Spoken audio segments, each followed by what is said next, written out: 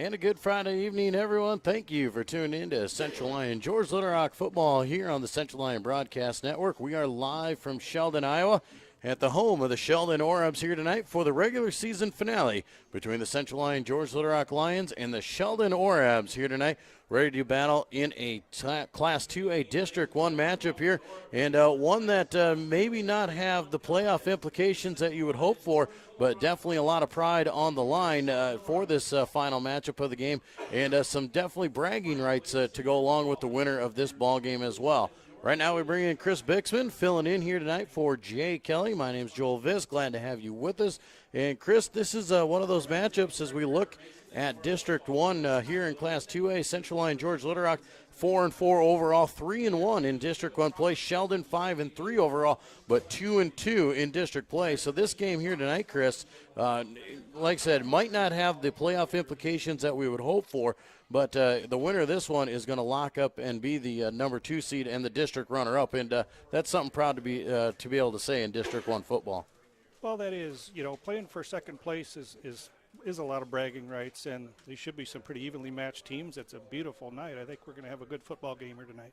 Yeah, not much wind out there. The flag has a little bit of a breeze behind it out there, but very beautiful fall night out there. We hope anybody tuning in out there on their iPads or on their phones are glad to have them along, as we hope the farmers are getting some work done in the fields. It has been treacherous for them so far in the harvest season, so we hope that they are tuning in if they can't be here. And Chris, we talk about the district runner-up. Back in the day, in the old days, district runner-up, that was a lock to get you into the playoffs. And with this new RPI format, not a lock in there, and every game counts. So as the number 2 seed, Central Lyon George Little Rock still has a shot. If they can win tonight, they're going to need some help in what is a messy RPI situation. There's lots of things that got to go our way.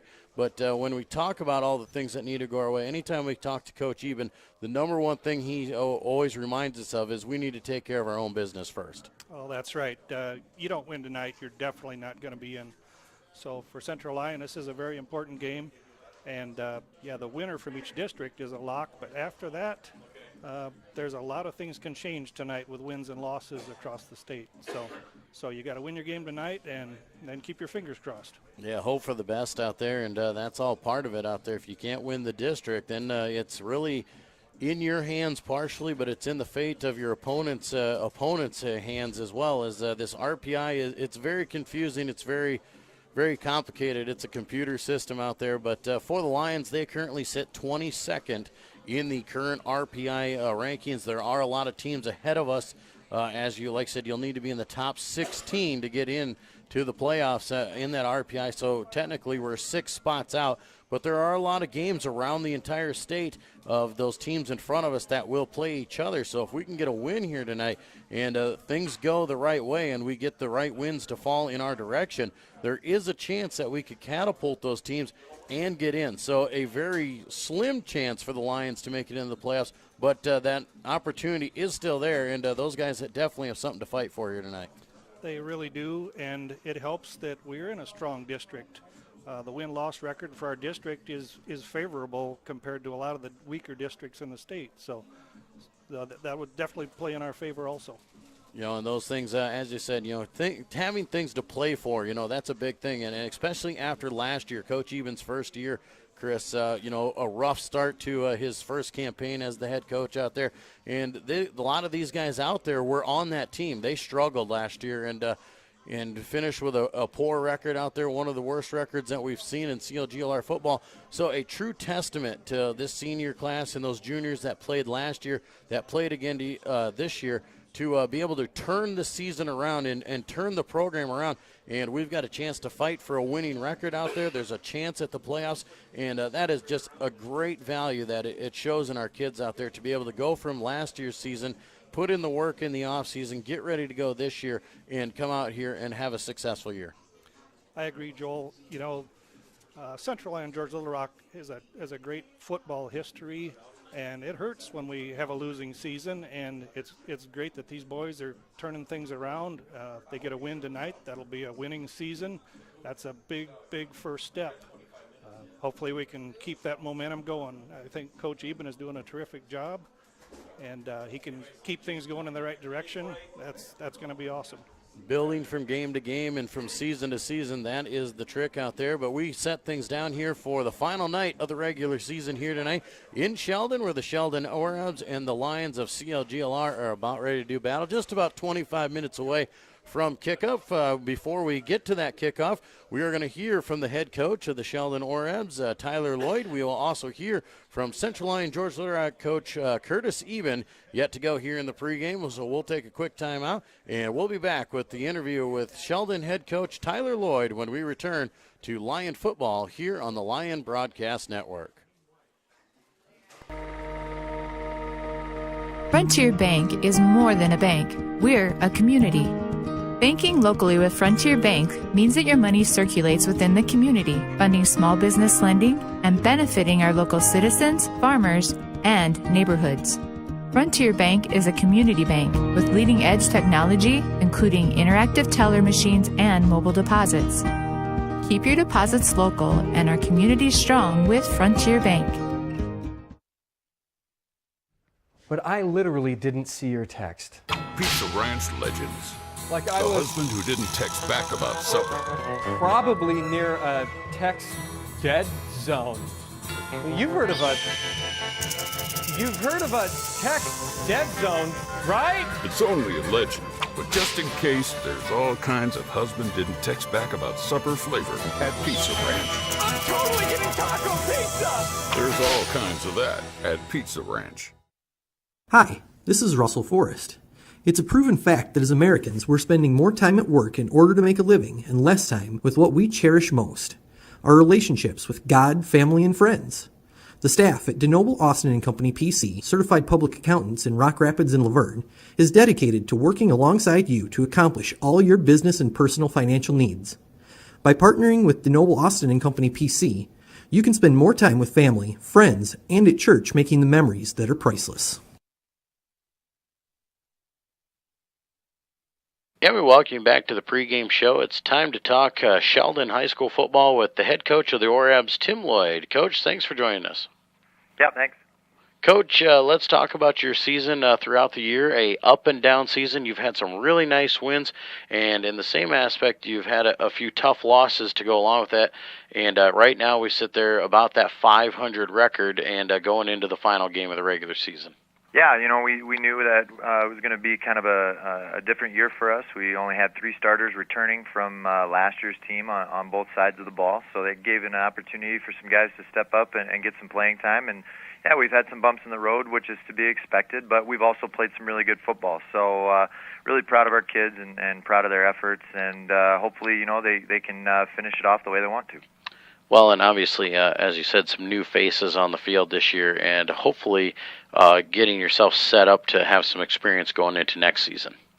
Yeah, we start 4 sophomores, and that is not ideal. That's not what you want to do as you're, as you're building a program. You've got to have players in place that have had experience, and that, yeah, as we go into the next 2 years, we'll have guys that have had that, but we've really had some seniors step up and really make the most of their opportunity. They've waited their turn, and they've made the most of it, and we're really excited for them, and hopefully, like I said, they can finish out the way that they want to and play their best football tonight.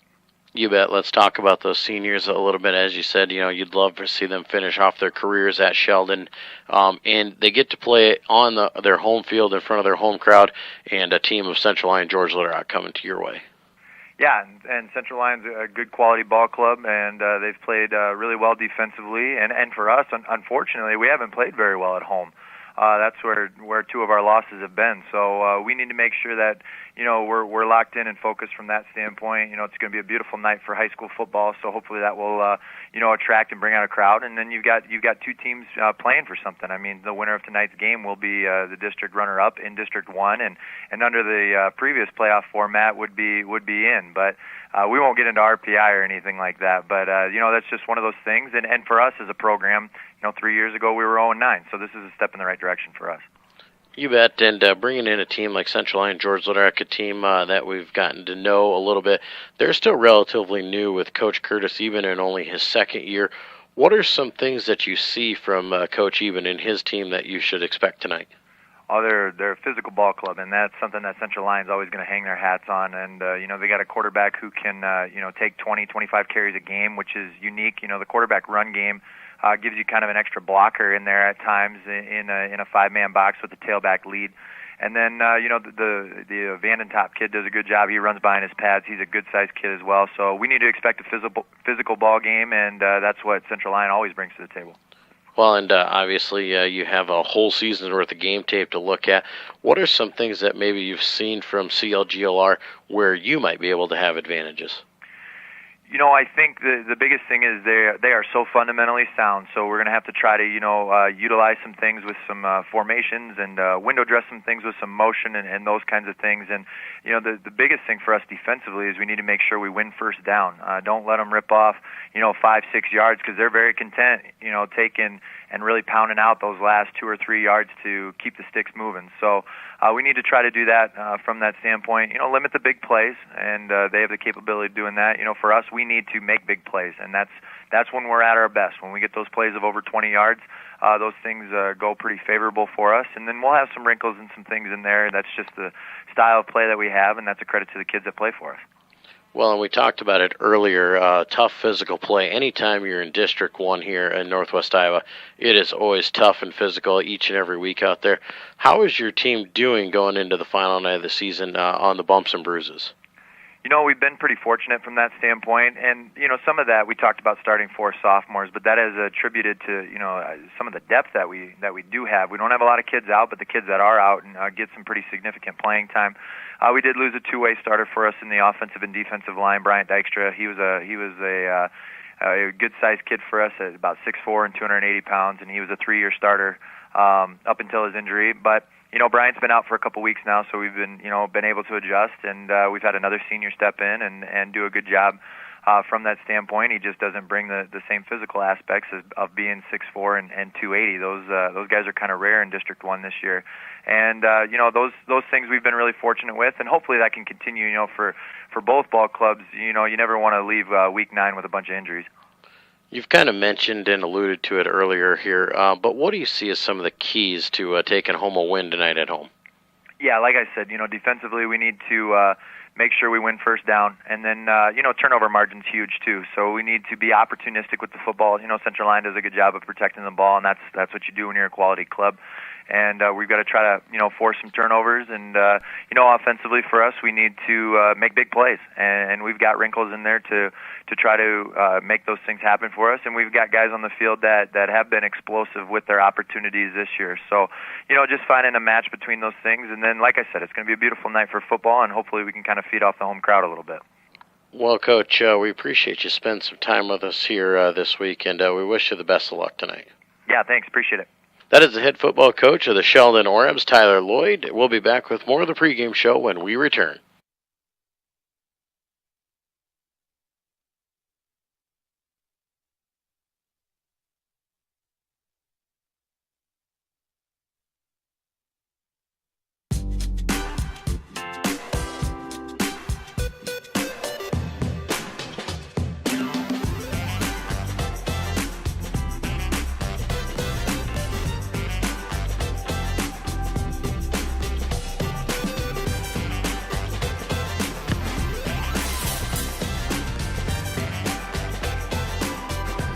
Make your move to the largest orthopedic physician team in the region, Avera Orthopedics.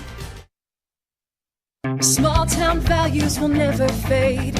Always finding a familiar face. A long lost friend with a helpful hand. Picking right up where you left off again. It's your hometown bank in your own backyard. With people that you trust. It's the way you like to live. It's the way you like to bank. Premier Bank, member FDIC. Central Lyon Community School District, setting the standard for success. Here at Central Lyon, we have a tradition of excellence and take pride in our quality education. Central Lyon has undergone many changes over the years, but our mission has remained the same: to provide an education and the opportunity for all students to become productive, lifelong learners. Our rich history combines with our state-of-the-art facilities to give students the best of both worlds.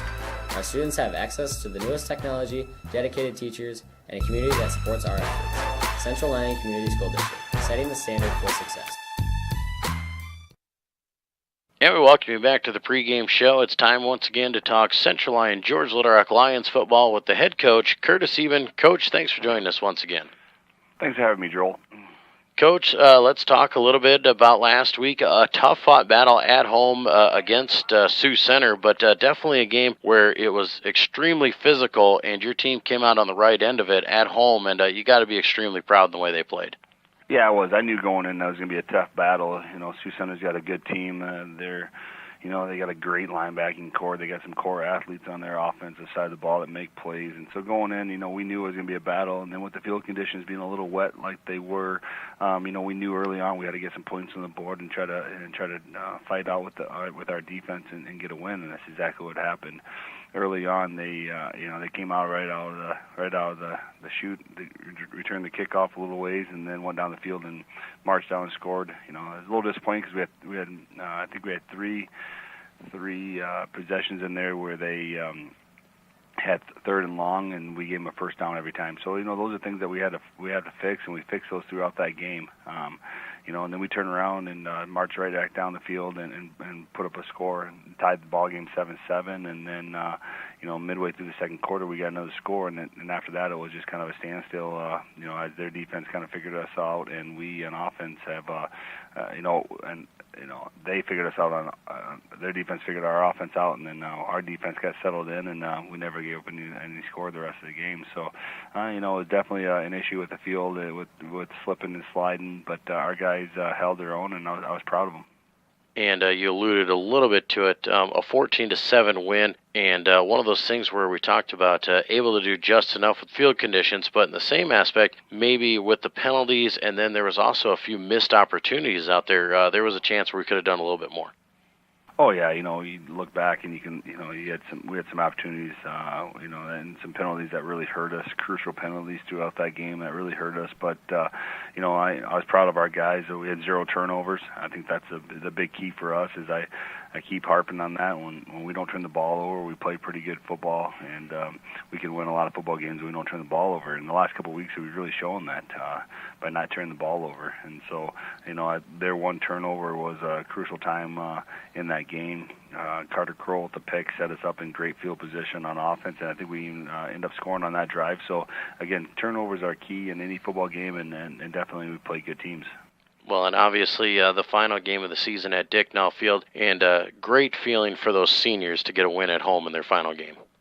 Yeah, it really has. Those seniors have dedicated a lot of time to our program, from lifting to in the summertime to doing some 7-on-7 stuff, and just overall commitment to the program. They've come a long ways. I'm proud of the seniors. They've really matured, and long term that they become better men because of it. And a lot of seniors in that group with a lot of good kids we're going to replace. But I'm proud of every one of those guys, and hopefully they understand they're part of a CLGLR family that will care about them many times down the road. And just a good group of guys that have really come a long ways in our program. Well, you've gotten a chance to get a little bit of a win streak going here, and nothing better if you can keep that win streak alive and finish off the season with a positive record, and when you go into Sheldon here tonight. Yeah, Sheldon's a good ball team. Obviously, they beat Sioux Center, and they do some good things on offense. They move the ball pretty efficiently. For us, we really got to stop their run game. They run a lot of RPOs on offense, the run pass option on offense. We got to get our guys. We got to play accountable throughout discipline on defense, and if we can limit their offense and try to keep them off the field as much as possible, and we'll have a good night. On our offense, we got to establish our run game early, which will open up some of our pass game. We're going to pound the football at them as much as possible, try to control the line of scrimmage, and we feel pretty good about that. It sounds like this is going to be a great night for football. It's going to be a great weather situation, so there's no factors involved in that. So our guys just got to stay focused, do their job, and for 4 quarters, limit our turnovers, and we'll feel pretty good about it. Well, we talked about how Sioux Center was able to get to our offense and really kind of stalemate us there throughout the second half of that football game. Obviously, Sheldon has seen that on tape as well, and you can expect to see a lot of the same things. What are some things that maybe we might have changed going into this game where our offense might be a little bit more successful? The biggest thing that we change is really not much. The biggest thing we change is better field position or better field quality. And so, last week, we watched tape and we had our guys slipping everywhere. It's hard to pull, misdirection. That's what we really focus on our offense. And when it's wet conditions like that, we have a hard time switching directions, pulling, kicking guys out, and things like that. So, we'll get a good field tonight. We'll get a good surface to play on, and that's going to be a key to our offense, getting things rolling again and getting our guys, getting our hoggers up front, back blocking and kicking out, and getting the little things moving in a better direction. Obviously, with the playoffs in mind out there, there's still a chance at making the playoffs out there. That's obviously got to be in the kids' mind. Is it nice to go on the road to Sheldon, get that 45-minute drive, and have a chance to get your kids focused before the game? The big thing for us is that we got it's a 45-minute drive. We'll get on that bus. We'll focus. We'll remind the kids it's a 45-minute drive of just pure focus. Know your responsibilities. Go through the plays in your head. Understand what's going on. We'll get off that bus and refocus and get to work. And that's it's kind of nice having a 45-minute bus ride just for that reason. Usually we sit up in the zone a little longer on a home game. This way we're just sitting in the bus and we're going to be focused and in the zone all the way to Sheldon tonight. And so, it's not too bad. I think sometimes we play better when we're on the road because of that reason, so we'll find out tonight. We've had a few nagging injuries over the last couple of weeks. Obviously, Carter Krall in there with his groin injury and stuff like that. And how are our guys feeling as they get ready for the final game of the regular season? We're very fortunate. I feel like we're pretty healthy for the most part. Like you said, Carter Crowell's got a little bit of a groin injury, but he can play with it, and so you'll see him on the field tonight. But besides that, we've been very healthy. And that's considered looking at our schedule, going back through those games.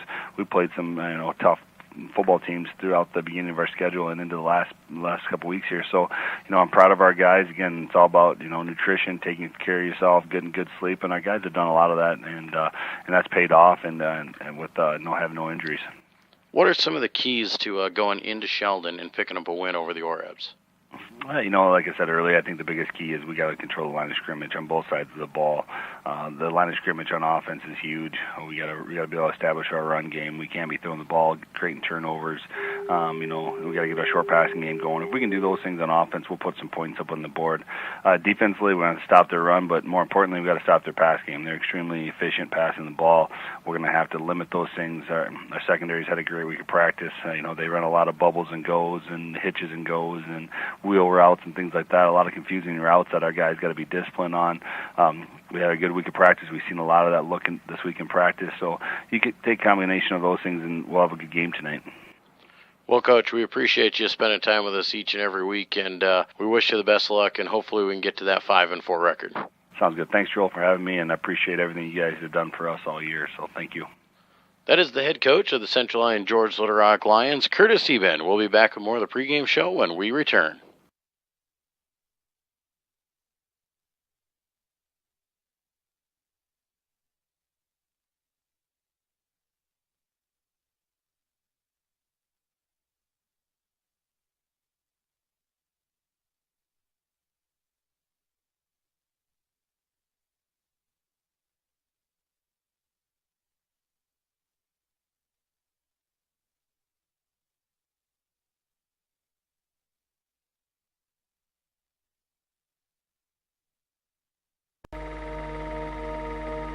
Frontier Bank is more than a bank. We're a community.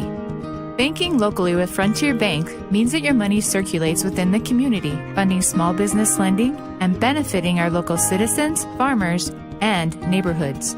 Frontier Bank is a community bank with leading-edge technology, including interactive teller machines and mobile deposits. Keep your deposits local and our community strong with Frontier Bank. But I literally didn't see your text. Pizza Ranch legends. Like the husband who didn't text back about supper. Probably near a text dead zone. You've heard of a text dead zone, right? It's only a legend, but just in case, there's all kinds of husband didn't text back about supper flavor at Pizza Ranch. I'm totally getting taco pizza! There's all kinds of that at Pizza Ranch. And we welcome you back to Sheldon, Iowa here for tonight's matchup here in Class 2A District 1 between the Central Lyon George Little Rock Lions and the Sheldon Orabs. Here tonight, Joel Viss alongside Chris Bixman. We're here for all of your action here tonight. Also around the area, around District 1 play. Boynton Hall Rock Valley visits Sioux Center here tonight, and Okoboji is at MOC Floyd Valley in the final games of the regular season here and final games of District 1 play. Also games that we need to worry about, as we talked a little bit earlier, is the playoff races and how our opponents are set up to do. Garner Hayfield Ventura is at Spirit Lake, Emmitsburg is at West Sioux, and West Lyon is at Western Christian here tonight. We'll take another quick timeout for our national anthem. When we return, we'll have your kickoff and starting lineups here on Lyon Football on the Lyon Broadcast Network. But I literally didn't see your text.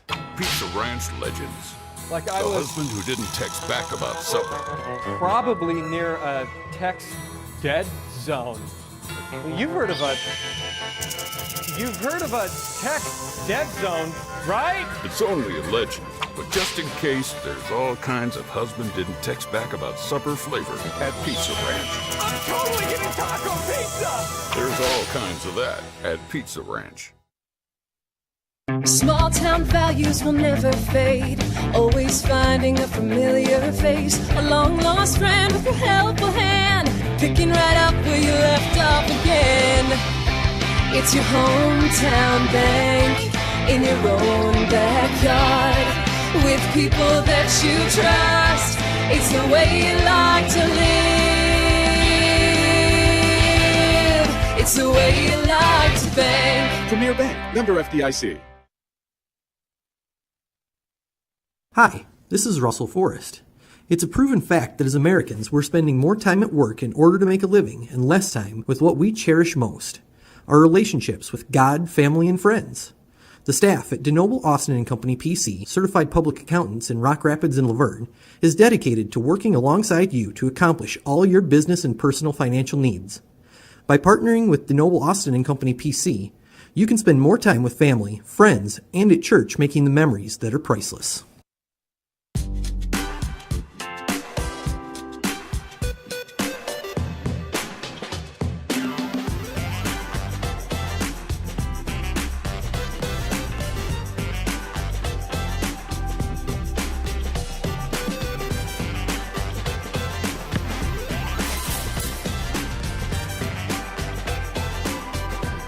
Make your move to the largest orthopedic physician team in the region, Avera Orthopedics.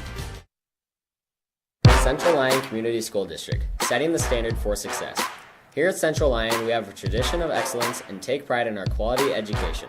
Central Lyon has undergone many changes over the years, but our mission has remained the same: to provide an education and the opportunity for all students to become productive, lifelong learners. Our rich history combines with our state-of-the-art facilities to give students the best of both worlds.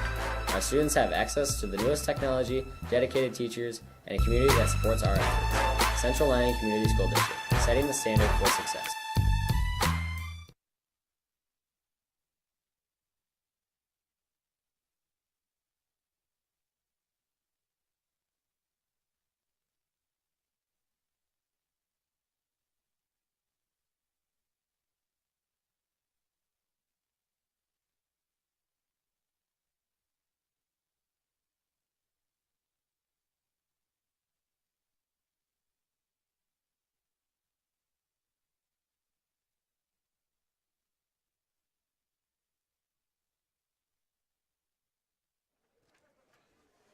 And we're welcoming you back to Sheldon, Iowa. Joel Viss alongside Chris Bixman. Tonight's District 1 matchup between Central Lyon George Little Rock and the Sheldon Orabs.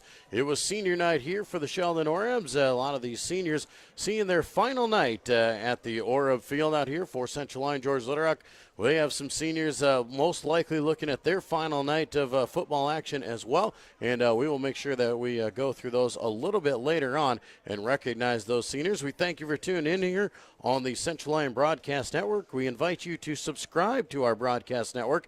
If you are a subscriber, you will get updates in your email letting you know anytime that we have live events going on our YouTube channel, whether it be football, volleyball, a choir concert, band concert, or whatever we have going on. Obviously, with basketball coming up just around the corner as well. The Central Lyon George Little Rock Lions have won the toss for the first time here on the season, Chris, and have elected to defer.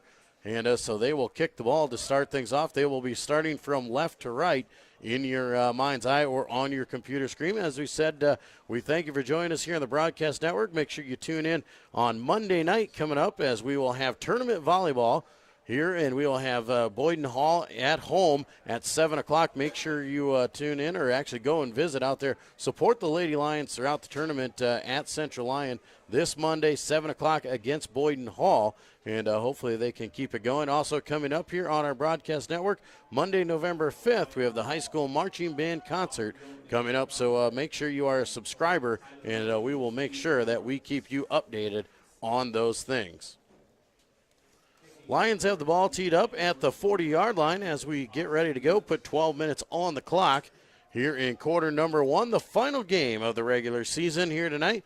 Back standing at their own 7-yard line are kick returners Tyler Lody and Cody Vassler. High end over end kick is kicked short at the 12-yard line, now being brought up the right side of the field. Got some running room there, out across the 30 to the 35 for the return man, and good starting field position here for Sheldon. Yeah, Central Lyon was a little bit slow to react after he caught that ball, but they did a good job of stopping him there. Jack Jorgensen was the return man for Sheldon on that one. Now they come out, break the huddle, and they'll send 3 receivers off to the right side, or to the left side, single receiver right, shotgun formation. Brendan Radke, the senior quarterback for the Sheldon Orbs, he drops back to pass right away, looking over the right side, has his man out in the flat at the 40-yard line. That is Cody Vassler. Vassler across the 40, out to the 42 before being brought down by Tanner Vandentop and Kalen Meyer. 7 yards on the pickup there, 2nd down and 3 coming for Sheldon. They like that run-pass option. It's something the Lions talked about in the pregame interview with Coach Curtis Eben. They'll send 3 receivers to the strong side again. Single receiver left, back to pass now. Underneath with the draw play, blown up in the backfield immediately. Lions not fooled on that one. And it looked like Vandentop once again, as well as Nagel, coming through to take care of the running back, Jeremy Wolmuth. And he'll go down for about a 2-yard loss. Lions defense did a good job of sniffing that one out. Doesn't take Sheldon long to get back over the ball again. This is going to be a lot of plays in this game. Playing some up-tempo here. They'll send twin receivers to each side. Tyler Lody going in motion now from left to right. Sheldon with a fake call there. Now they look back to the sidelines to get the play. Trips right, single left. Radke back to pass again, now coming back underneath again on the counter play. Lions read it well again. Kalen Meyer wrapping up and bringing him down for a gain of 1 and still short, and they will force a 4th down early on in the first quarter. Yeah, Orbs are looking at about a 4th and 3, so I'm certain they'll punt in this situation. Trying to show pass on that and then trying to sneak back on the weak side on there, not going anywhere. Jeremy Wolmuth, some tough sledding right away. Now back to punt. Here is Marshall Klein-Hesselink for the Sheldon Orabs. We've got Cole Telford and Carter Krall back to receive here for the Lions. Telford will take it at his 20, works his way up the left side of the field line, has a wall of blockers, breaks through some tackles, cuts it up the field. He's off to the races. He'll be at the 10, the 5, touchdown for Cole Telford, and the Lions strike first. 80 yards for Cole Telford to the house. That was a great run, Joel. He found that left sideline, and he was gone. Cole Telford has got some wheels. He got down the sidelines there, found the wall of blockers, and finally got in the open. He just outran everybody, and the Lions strike first here in Sheldon.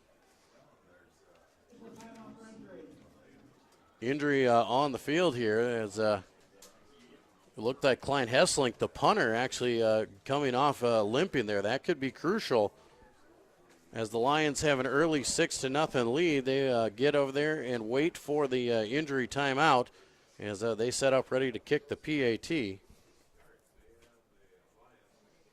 Chris, that is a great start for the Lions right there with Cole Telford. Certainly is. You force a 3-and-out to start the game and then return a punt for a touchdown. It doesn't get much better than that, Joel. No, absolutely not. We talk about big plays. We haven't had a whole lot of big plays here. We've done a lot of grinding it out, and those can really turn some momentum. Van Berkom gets the hold down. Carter Krall gives the ball the kick. The kick is up. The kick is good. 9:54 to play here in the first quarter. Lions lead Sheldon 7-0. We'll be back with more Lion football here on the Lion Broadcast Network. Frontier Bank is more than a bank. We're a community. Banking locally with Frontier Bank means that your money circulates within the community, funding small business lending and benefiting our local citizens, farmers, and neighborhoods. Frontier Bank is a community bank with leading-edge technology, including interactive teller machines and mobile deposits. Keep your deposits local and our community strong with Frontier Bank.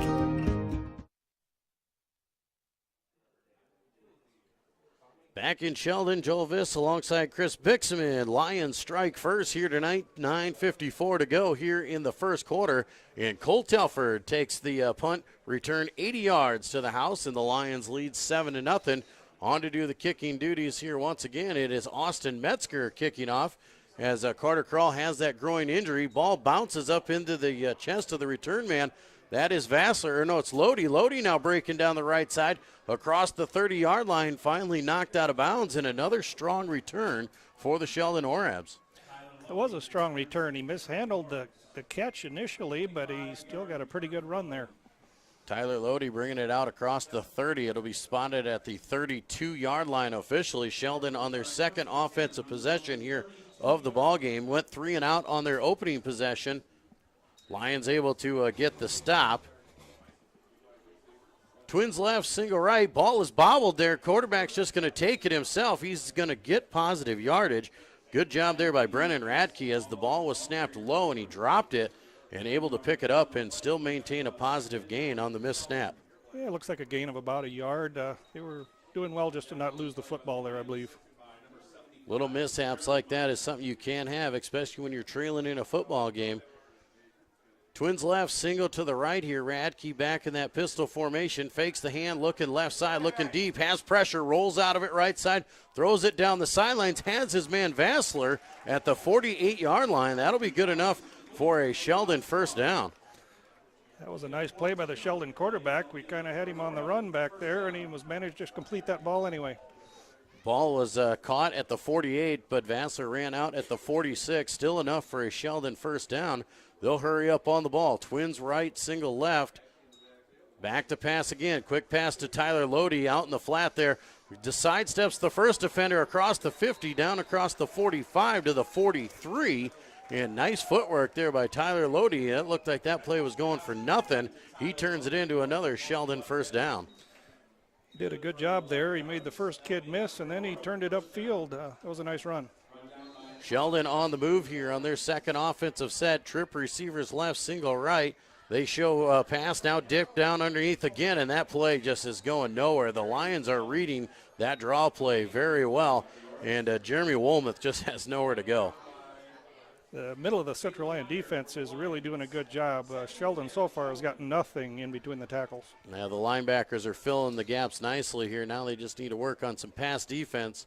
Second down and 10. Twins right, Twins left. Quick pass left side, Vassler. Vassler cuts it up the field, spins out of a tackle, stretches the ball forward to the 31-yard line, or the 36-yard line, I should say. Good enough for about 7 on second down. He'll set up third down and short. Sheldon is definitely having the most success going outside right now. Those quick little passes to the outside. Sheldon hurries up on the ball. Third down and 3 on their 36-yard line. Fake the hand, quick pass outside again. Ball is dropped, and they will quickly say incomplete pass there. Tyler Lodi was trying to run before he caught the ball.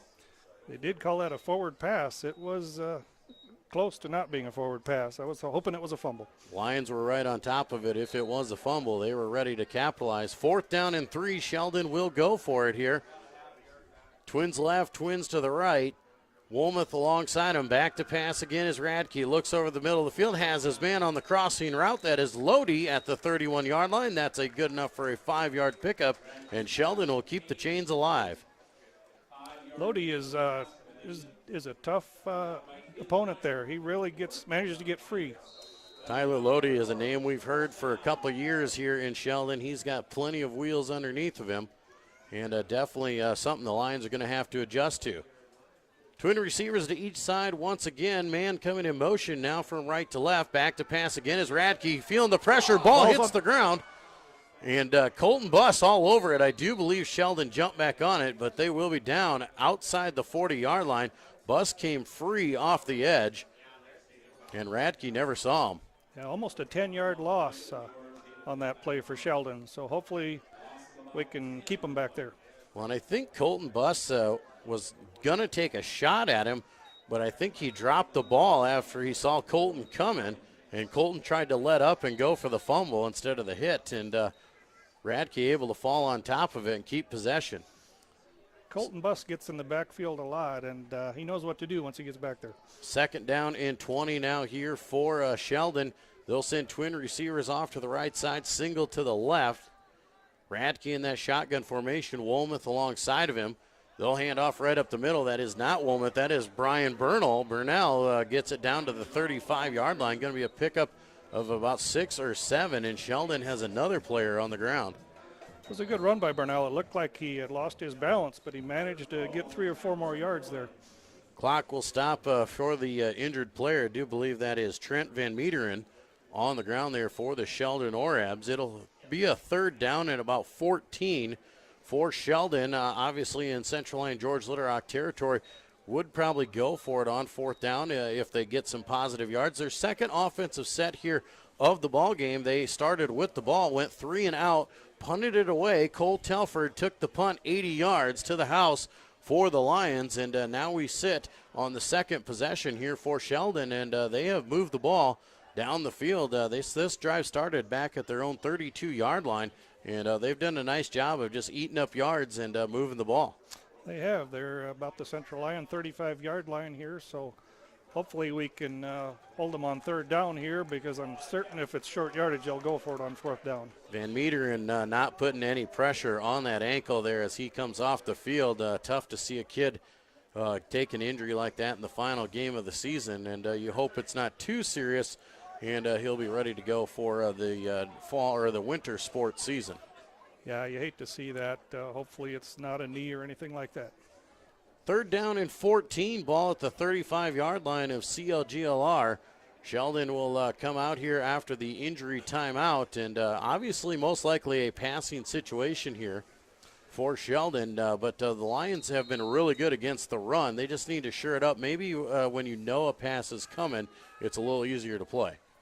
Yeah, they're definitely going to pass here, I believe. It's just too much yards, and they're not having much luck with the run. Deep pass down the middle. Lodi runs underneath of it, catches at the 10, and he is in. He got behind the linebacker of Netton, and Netton just lost him there. Lodi just caught the pass as Radke lobbed it over the top, and Lodi able to make the catch. 35-yard touchdown run, or touchdown completion, and we are an extra point away from Sheldon tying this game up.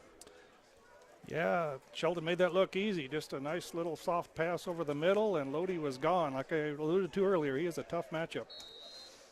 Sheldon coming back after giving up the punt return, coming out and putting the drive together. 6:17 on the clock here, and marching the ball down the field to have a chance to tie this football game up here. On to do the kicking duties here is Brian Burnell for the Orabs. Snap is good, hold is good, kick is up.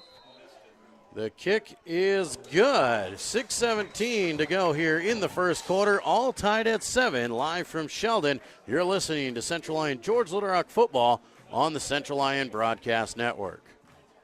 But I literally didn't see your text. Pizza Ranch legends. Like The I was husband who didn't text back about supper. probably near a text dead zone. You've heard of a text dead zone, right? It's only a legend, but just in case, there's all kinds of husband didn't text back about supper flavor at Pizza Ranch. I'm totally getting taco pizza! There's all kinds of that at Pizza Ranch.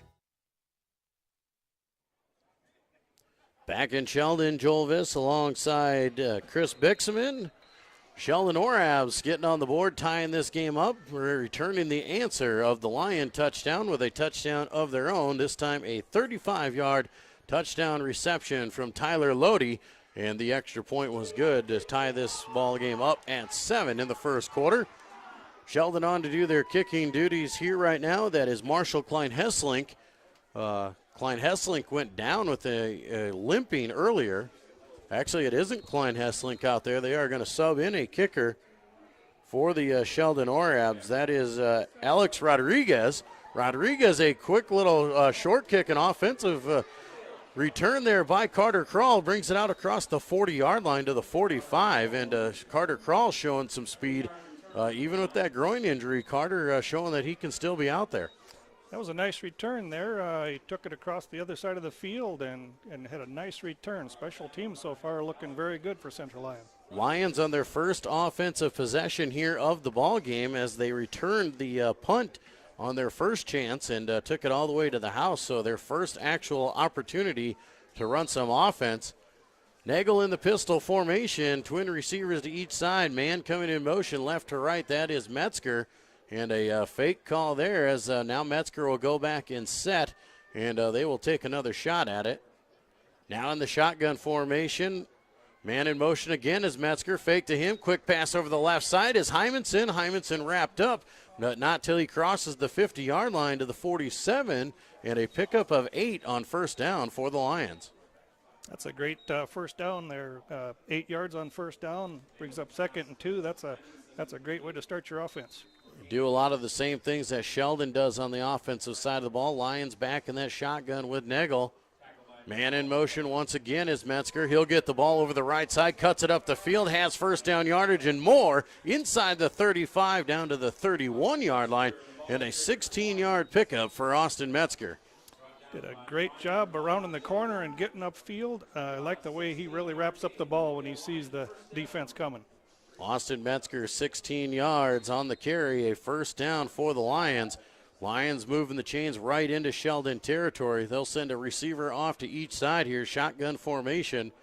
Man in motion is Krall, fake to him. Quarterback keeper Nagel over the right side to the outside corner inside the 20 and shoved out of bounds at the 19-yard line.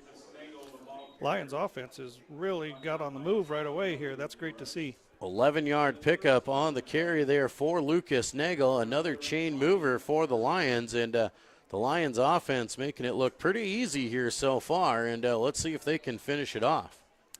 That would be great to punch this one in and get back on top here. Lions will bring receivers off to each side once again. Twin receivers left, empty backfield for Nagel. Man in motion's Carter Krall. He'll get it over the left side, runs behind his blockers, upended as he crosses the line of scrimmage, maybe for a gain of 2 on the carry there. Good job there by the linebacker for the Orabs to come up and make the hit. That was a good tackle. Looked like Carter was going to get some yards gained there, and linebacker just showed up and stopped that. Marking it back at the 18-yard line, only a gain of 1. 2nd down and 9 now for the Lions. Nagel calls it out, man in motion once again. Quick pass left side, Hymanson. Hymanson wrapped up immediately, and Sheldon reading that play well, and a pickup of 3 will set up 3rd down in about 5 or 6. Like the same play Lions ran on their first play of the ball game on offense, and Sheldon did a little better job of sniffing it out this time. 3rd down and 6, ball at the 16-yard line here for the Lions, trying to keep this drive going as they move the ball quickly down the field. Now starting to slow down a little bit. Handoff over the right side here for the Lions is Metzger. He breaks free out in the open inside the 5, breaks through the tackle as he walks into the end zone, and the Lions are back on top, 13-7. Terrific job of running there by Metzger and some really good blocking outside. Good blocking outside, and then, like you said, Chris, when he starts running downhill, he covers up the ball. He runs hard, and meeting him there in the backfield was the Sheldon Orabs. It was Cody Vassler at about the 3-yard line, and hit him in the legs, and he just ran right through it. He had one thing in mind at that point, and that was the goal line. Lions come on with the swinging gate here, and Carter Krall sets up to do the kicking duties. Dylan Van Berkom on to do the holding. Trey Murray the snapper. Snap is good, hold is good, kick is up, and that is good as well. 4:15 to go here in the first quarter. Lions back on top, 14-7. We'll be back with more Lion football on the Lion Broadcast Network. Small town values will never fade. Always finding a familiar face. A long lost friend with a helpful hand. Picking right up where you left off again.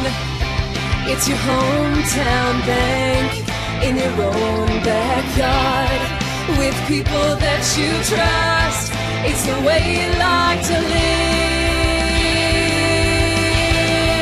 It's the way you like to bank. Premier Bank, member FDIC.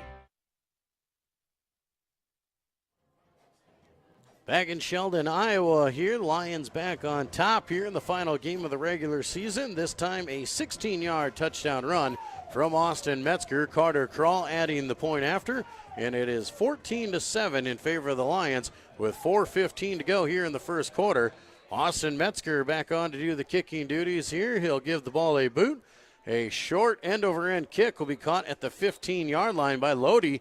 Lodi now working his way over the right side again. Lions able to run him out of bounds short of the 30-yard line, and that might have been more effective than the deep kicks from earlier.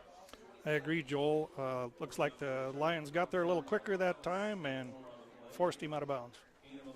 Lodi gets it out to the 28-yard line. Sheldon will start from there. Sheldon 3 and out in their first offensive set, and then on their second offensive set able to march it down and punch one in on a 35-yard touchdown. Now their third offensive possession here of the night. Man in motion, right to left. They'll hand off on the jet sweep over the left side, and that is the running back for them is number 15, Brendan Kane.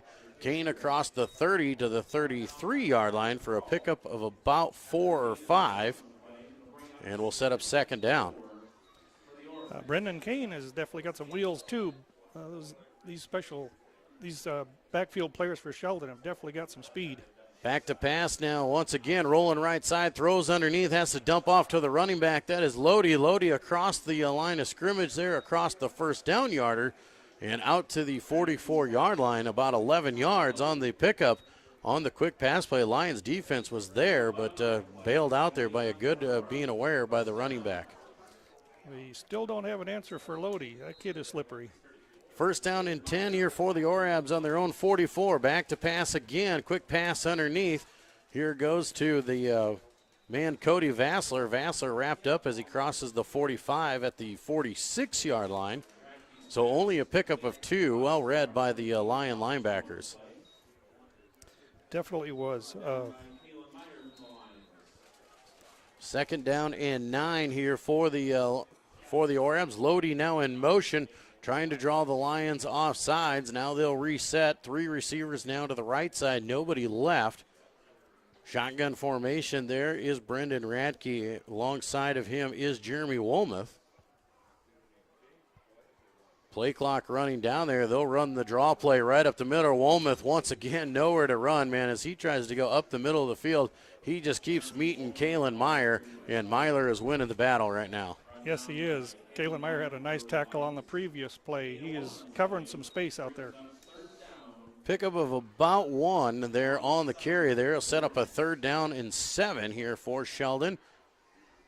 Sheldon, we'll see if what they can come up with here. It'll be interesting if they don't get the first down on this play. It'll be decision time around the 50-yard line. They'll send 3 receivers left, doubles right. Quick pass outside there. Bubble screen goes to Lodi. Lodi breaking for the sidelines there. He's wrapped up very close. Breaks out of the tackle now down the sidelines and knocked out of bounds inside the 40-yard line at the 38. Lions had him wrapped up short of the line to gain, but able to fight through it and pick up first down yardage. Really looked like we had him 3 yards shy of the first down, and he just broke free, and he knows what to do once he gets out there. Makes a great play is Tyler Lodi. Sheldon keeping the game going here, keeping the chains moving. First down and 10 at the Lyon 37-yard line. Trips to the left, single right. They'll hand off right up the middle. Wilmoth wrapped up again, falls forward for about a yard. And the running game not really effective out there, but the one thing it is doing is it is keeping the Lions defense honest. It is. It just looks like they use that to keep that outside game working for them. But the Lions are really stopping them in between the tackles. Lions are doing a great job up the middle of the field here, but definitely need to work on that outside game as Tyler Lodi has been on fire. Back to pass once again is Radke looking deep down the field. Had some pressure there. Ball is bobbled in the air, just about intercepted, and then just about caught. But Lucas Nagel in the face of Radke, and he had to get rid of that a lot quicker than he wanted to. He did. I think he had to change the angle of the pass just to get it over top of Lucas there. Intended receiver was Cody Vassler for the Orabs. Third down and long once again here for Sheldon. Lions once again facing this and looking to try and get the stop, and that's something they've struggled with so far. Trip receivers left, single to the right. Now Wilmoth will break out to the wide to the right side. A little bit of confusion here on the Sheldon sidelines here. Not everybody knowing where they need to be. Now they're set. Man in motion is Wilmoth. Radke rolls out left, looking to pass. Now looking here, has pressure, has to throw up again, and finds his man at the 32-yard line. And being knocked out of bounds is the receiver. That is Brendan Kane once again. And still about 4 yards short of the first down. So it'll be fourth down and about 4, and definitely manageable there for Sheldon. Yeah, they'll be going for it here. Lions are going to have to be ready for this one. Lions have done a great job of getting pressure on Radke, just can't quite get to him in time, and Radke's doing a fantastic job of finding the open man. He is. Handoff here, and a reverse around the other side here. It's Lodi once again. Lodi has some running room as he cuts back over the field. Cole Telford wraps him up, and they've got him short by about a yard. Nice open field tackle for Cole Telford to bring Lodi down, and the Lions defense gets the stop they need. That was a great stop. I was afraid Lodi was going to be gone again. Cole was about the only opponent he had left there, and Cole did a great job. Telford coming up and making the tackle there a yard short of the line to gain. So the Lions offense will come out once again with 1:07 to play here in the first quarter. Lions leading 14-7 here in this first quarter. Their second offensive possession here of the night. They have a punt return and a touchdown drive to their credit. Lucas Nagel takes off right side. Up the middle he goes. He'll outrun the defense across the 40, across the 30, 20, 15, and drugged down from behind at the 10. We'll see if they call for the flag, and he was pulled down from behind. And no horse collar tackle there. Very close there, but right off the bat, Lucas Nagel going down the field there all the way to the 10-yard line. Lions will be set up first down and goal. Really thought Lucas was going to be gone there. Defender did a good job of running him down. 50 or about a 61-yard run there for Lucas Nagel on first down. Flag will fly there as Vandentop a little bit too happy there moving the feet, and he knows it. 5-yard penalty against the Lions will push him back to the 15 and set up first down and goal from there. Yeah, Tanner's slapping himself on the helmet, so in case you didn't know who made the error, he pointed it out. He was ready to go. He wanted that ball and ready to punch another one in for the Lions here. 42 seconds to go in this first quarter. Lions up 14-7, looking for more. Twins left, single right. Shovel pass over the left side to Telford. Telford breaks up the field. Back to the original line of scrimmage. A pickup of 5 on the carry. Sheldon linebackers are doing a good job of keying on our outside game. Sheldon linebackers, like you said, Chris, flying to the football there, because if you can run down Cole Telford, we saw his speed earlier.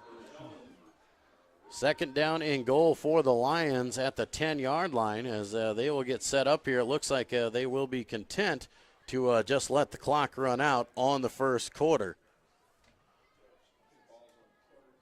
First quarter of play comes to an end. Lions will be set up second down and goal from the 10-yard line. At the end of one quarter, the Lions leading Sheldon 14-7. We'll be right back with more Lion football on the Lion Broadcast Network.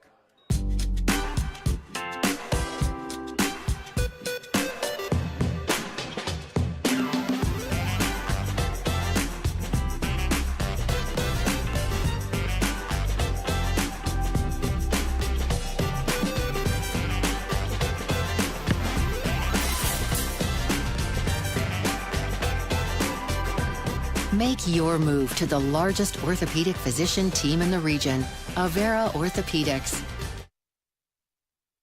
Central Lyon Community School District, setting the standard for success. Here at Central Lyon, we have a tradition of excellence and take pride in our quality education. Central Lyon has undergone many changes over the years, but our mission has remained the same: to provide an education and the opportunity for all students to become productive, lifelong learners. Our rich history combines with our state-of-the-art facilities to give students the best of both worlds. Our students have access to the newest technology, dedicated teachers, and a community that supports our efforts. Central Lyon Community School District, setting the standard for success.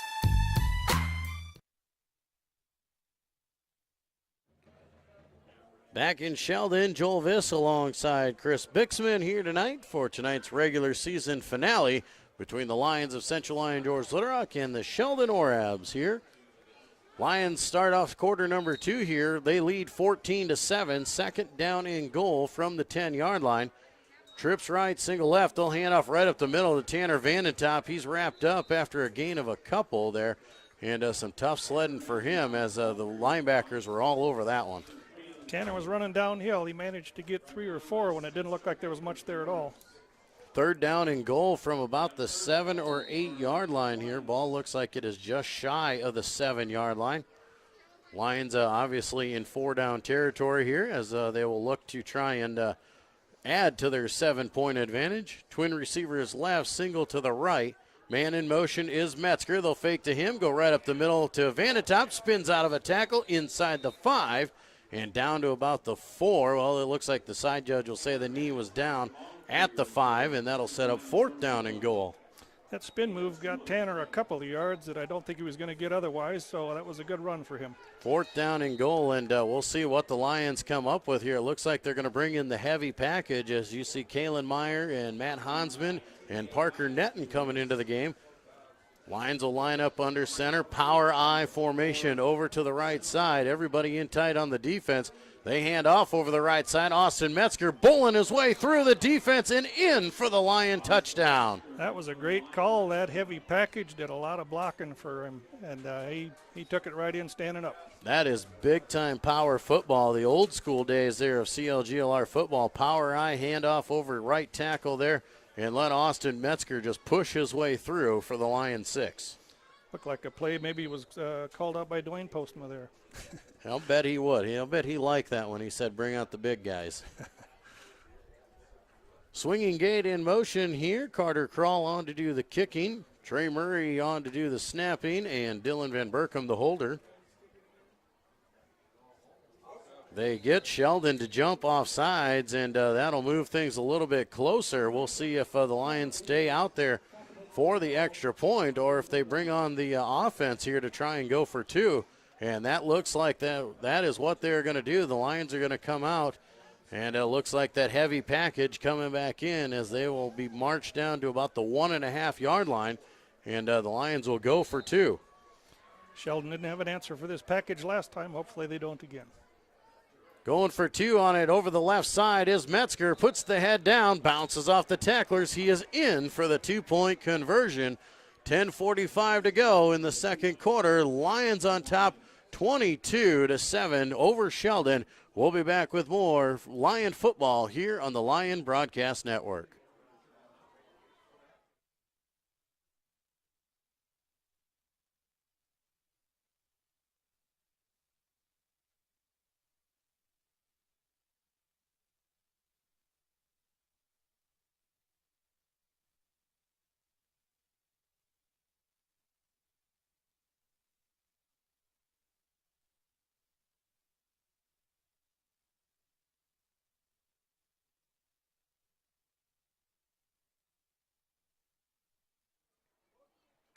Back in Sheldon, Joel Viss and Chris Bixman here. Lion football getting on the board once again. Austin Metzger, this time a 5-yard touchdown run.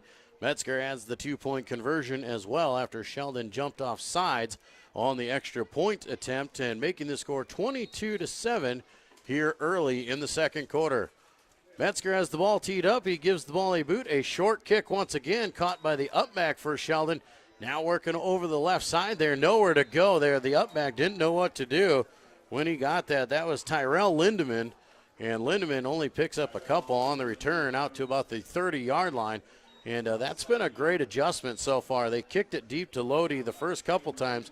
Now they're going short to the upbacks, and that's really been effective for the Lion return team.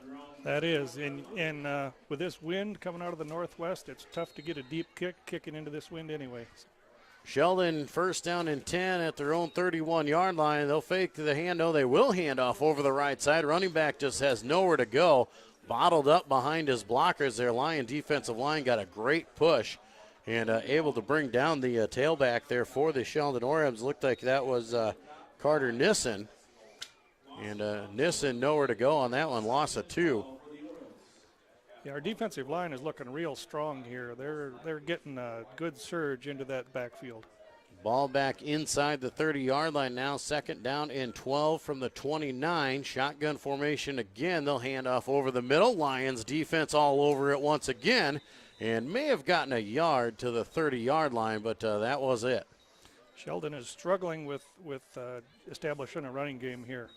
Lions have been all over that. Anytime that Sheldon wants to run up the middle, the Lions have been ready for it.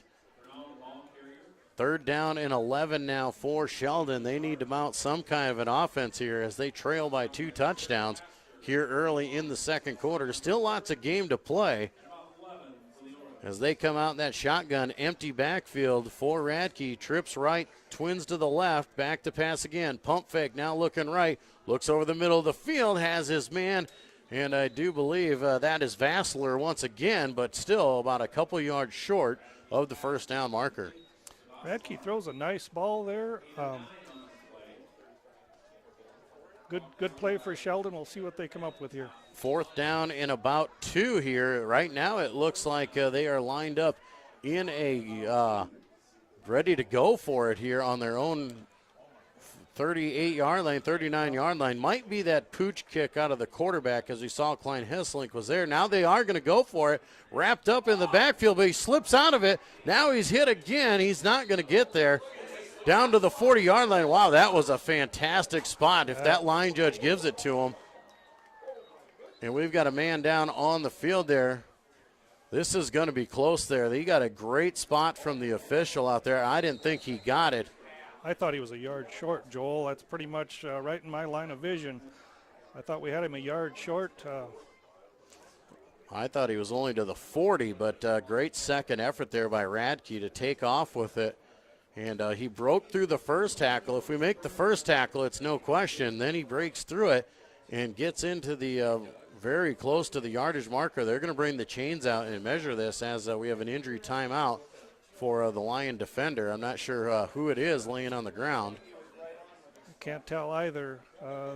His teammates were waving the looks like Carter Kroll. Right, okay. Carter Kroll obviously nursing a groin injury. He's up and walking off under his own power. That's a good sign. You know, and that is definitely a blow there for the Lions, not just on the offensive and defensive side of the ball, but he is a very effective kicker, and he brings a whole new weapon to the game here. And the chains are stretched out, and they will say good enough for a Sheldon first down. Very gutsy to go for it there on fourth down here in the second quarter, deep in their own territory, but it pays off for now.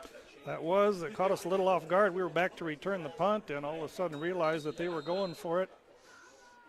Radke brings a man in motion again. They'll hand off once again on the jet sweep. That is Kane. Kane wrapped up in the backfield back at the 40-yard line for a loss of 1. And the Lion defense, they're just really firing off the ball, Chris. They are getting a great push up front. And these running backs they have nowhere to fight for any kind of positive yards. I think our defensive line is doing such a good job. It's freeing up our linebackers to contain that outside game. Kane in motion once again. They fake to him, look for the quarterback run again. Pressure in the backfield. He's brought down at the 30-yard line. And a quarterback sack for the Lions. Getting in on that one, I do believe. Colton Buss, I believe. Was that Colton Buss? Or no, I don't think that was Colton. I think that I have to check who that was. Colton was on the outside. That came from the inside, the defensive tackle for us. Not sure if it was Jarrett Foster or it might have been Caden Huseman, I'll bet. A terrific job of holding on to Radke. Looked like he was going to slip out of the grasp, and Lion defender took him down. Third down and 20 after the sack. Back to pass again is Radke, feeling some pressure, finds his man Lodi. Lodi's brought down immediately by Kalen Meyer there. A pickup of about 10 will set up fourth down, and we'll see if Sheldon decides to go for it here once again. And this time it looks like the punt formation is coming out, and this will be interesting because Klein Hesselink is the punter. And we saw him go down earlier and limp off the field, but now he is coming back on. He is back to punt at his own 29-yard line. Cole Telford stands at his own 18. Illegal substitution here against Sheldon. Too many men on the field at the time, so like they're 12 orange jerseys out there. 5-yard penalty will march this one back and give the Lions a little bit more room. As you see, Austin Metzger and Cole Telford will come up and stand at about their own 19 now. Punter's got a good tailwind here. Klein Hesselink at his own 23-yard line gets a good clean snap. He'll give the ball a boot. A spiraling kick will bounce at the 30-yard line. Telford tries to grab it, and he is hit right away. Lions jump on top of it. Very risky by Cole Telford. When that ball hits the ground, sometimes you just got to let it go. Yeah, you might give up another 5 to 10 yards, but it's better than giving up a fumble. Lions will take over nonetheless. First down and 10 once again here in the second quarter. 6.5 to play. Lions lead 22-7. They've got it first down and 10 at their own 18-yard line. Worst offensive starting field position there for the Lions as of yet. Yeah, they'll be working into the wind a little bit this time, but our offense has looked very good so far tonight. Lions offense has not missed a beat here tonight. They'll send receivers off to each side. Shotgun formation once again for Nagel. Nagel taking his time, and in motion is Carter Krall. They'll hand off. He'll run power right up the middle of the field across the 20-yard line out to the 22. And good to see Carter Krall on the field and running right there after we saw him go down. That is. I was surprised we'd see him back in the game that soon. Carter Krall going to give him a gain of about 5. They'll say he got out to the 23-yard line. Clock is on the move here once again with 6:10 to play in this second quarter. Lions would love nothing more than to use all 6 minutes and punch another one in before the half. Twins right, single to the left. Man in motion is Krall again. They'll fake to him. Nagel keeps it right side, follows his blocker up the middle of the field. He'll outrun the defense again, and no one's going to catch him this time. 20-10-5. Lucas Nagel, 77 yards for the Lion touchdown. Sheldon did a good job of catching him the last time, but they weren't catching him this time. He had 8 yards on him before they knew what happened. Exact same play that he busted that big play on earlier. This time he gets away with it and takes off and outruns the entire defense. 77 yards for Lucas Nagel, and the Lions up 28-7 with an extra point to come. Lions setting up in that swinging gate again. Carter Krall is on to do the kicking duties here for the Lions. As we said, he went down just a few minutes ago. But good to see him, nothing too major as he is up and back in the game. Low snap is corralled by Van Berkom. He gets it down. The kick is up. The kick is good. 5:46 to play here in the first half. 29-7, the Lions leading Sheldon. We'll be back to more Central Lyon George Little Rock football on the Lion Broadcast Network. But I literally didn't see your text. Pizza Ranch legends. Like the husband who didn't text back about supper. Probably near a text dead zone. You've heard of a text dead zone, right? It's only a legend, but just in case, there's all kinds of husband didn't text back about supper flavor at Pizza Ranch. I'm totally getting taco pizza! There's all kinds of that at Pizza Ranch. Back in Sheldon, Lions on the board once again. This time a 77-yard touchdown run from Lucas Nagel, putting the Lions up 29-7 here with 5:46 to play in the second quarter. Austin Metzger once again has the ball teed up at the 40-yard line. He has been not as deep a kicker as Carter Krall, and Sheldon finally starting to adjust on that. And Tyler Lodi is going to move up to about the 16-yard line and try and receive the short kick. Little pooch kick over the right side there is caught by the up back of Sheldon this time. And Lions can't get to it if that was a purposed attempt. Nonetheless, Sheldon takes it across their 40 and will have good starting field position here with 5:42 to play here in the half. I don't think the Lions were attempting an onside kick there, but it just got his foot under it a little farther than he meant to, I believe. 5:42 on the clock. Ball at the 41-yard line for Sheldon. Still plenty of time to try and cut into this Lion lead before the half. Man in motion is Kane. Back to pass it is for Radke. Looking right side, wheel route, and overshoots the intended receiver there. That was the running back of Jeremy Woolmuth. Woolmuth just off of the fingertips. And that might be the first incomplete pass there of the ball game there, because Sheldon has been very efficient throwing the ball around. Radke has done a terrific job of finding his receivers. He just overthrew that one a little bit. Second down and 10 now for Sheldon. Lions definitely okay with that incomplete pass. They still hold all their timeouts. If they can force a 3 and out and get the ball back, they might take a few shots. Quick pass over the right side to Lodi. Lodi break into the sidelines, outruns the first defender, sidesteps another. Inside the 40, across the 50, has first down yardage. And that's just Tyler Lodi doing what he does. He sure does. Boy, looked like 2 Lion defenders had him surrounded, and he managed to get past both of them.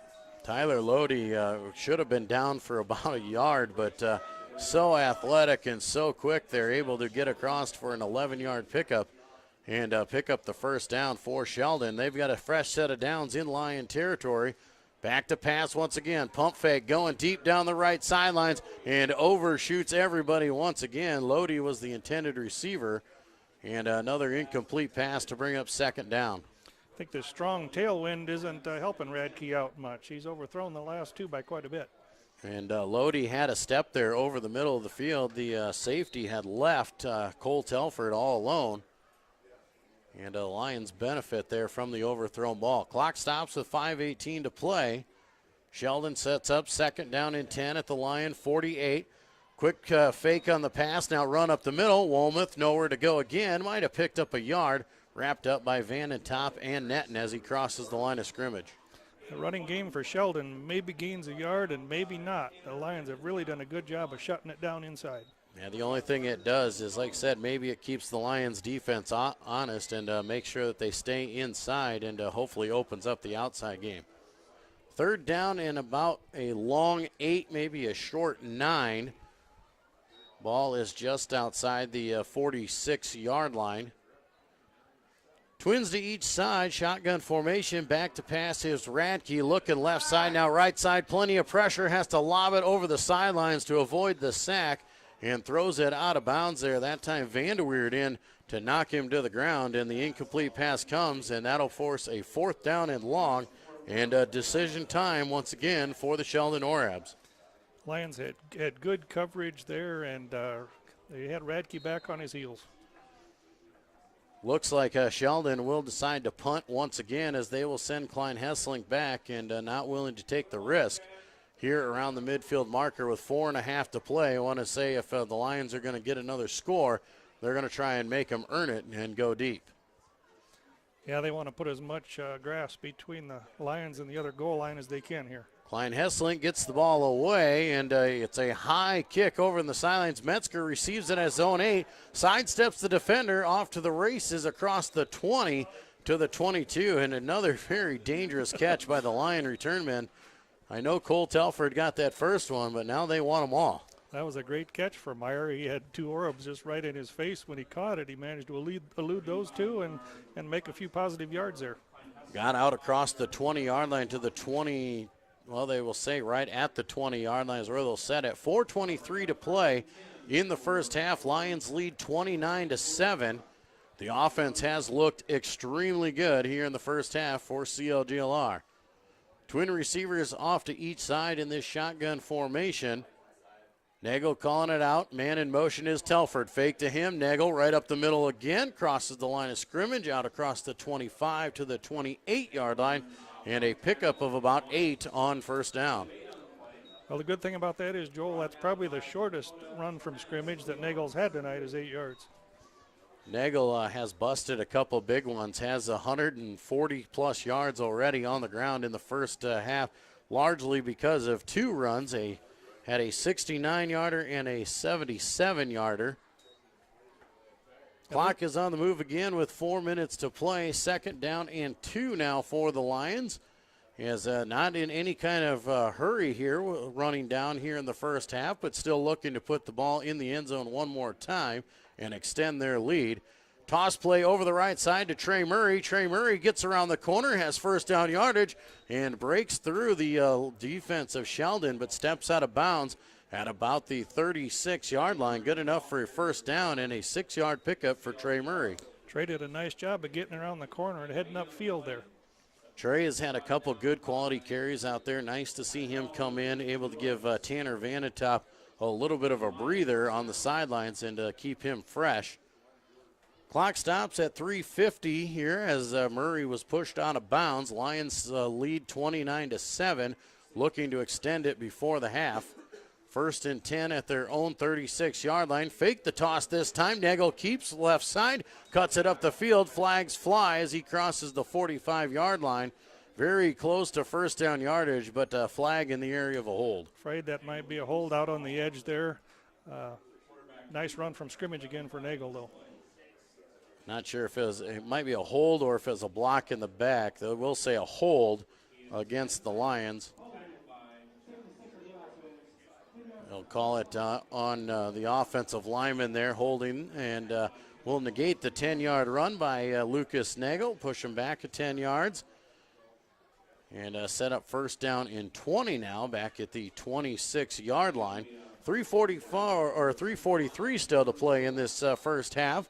So the Lions, will see how aggressive they get here on first down and 20. Twins to the right, single to the left here. Shotgun formation.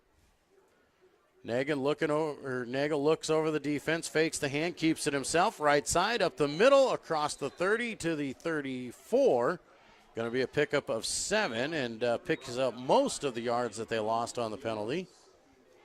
Yeah, if you can run another play like that, it's kind of manageable. 2nd down and about 12 or 13. Call it what you will. Twin receivers to each side once again. Man in motion is Telford. They fake the hand to him, and now Telford will come back and reset. Lions just getting a look at what Sheldon is going to do on the play. Now Telford in motion. Fake there. Quick pass left side to Hymanson. He makes the catch, but is brought down immediately at the 36-yard line. Just a pickup of 2 back to the original line of scrimmage. I thought that was a good play call with the success we've had run the ball, that they might not have the coverage out there, but Sheldon defender did a good job there. We'll set up 3rd down and 10 after the 2-yard completion to Hymanson. 2.5 to play in the first half. 29-7, the Lions lead. Trying to keep the chains alive here and see if they can stay perfect on offensive sets on the night.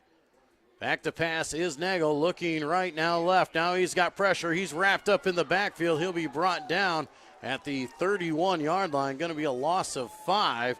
And the Lions go backwards there. And on 4th down, they will be forced to punt the ball away. And it looks like Sheldon will call timeout. Yeah, Nagel didn't have much room to work there. He had 3 Orbs in the backfield in short order. Timeout by Sheldon. Obviously, with 2 minutes left on the clock, want to get a chance to return the ball and maybe cut into this Lion lead. Lions have been perfect so far on offensive sets.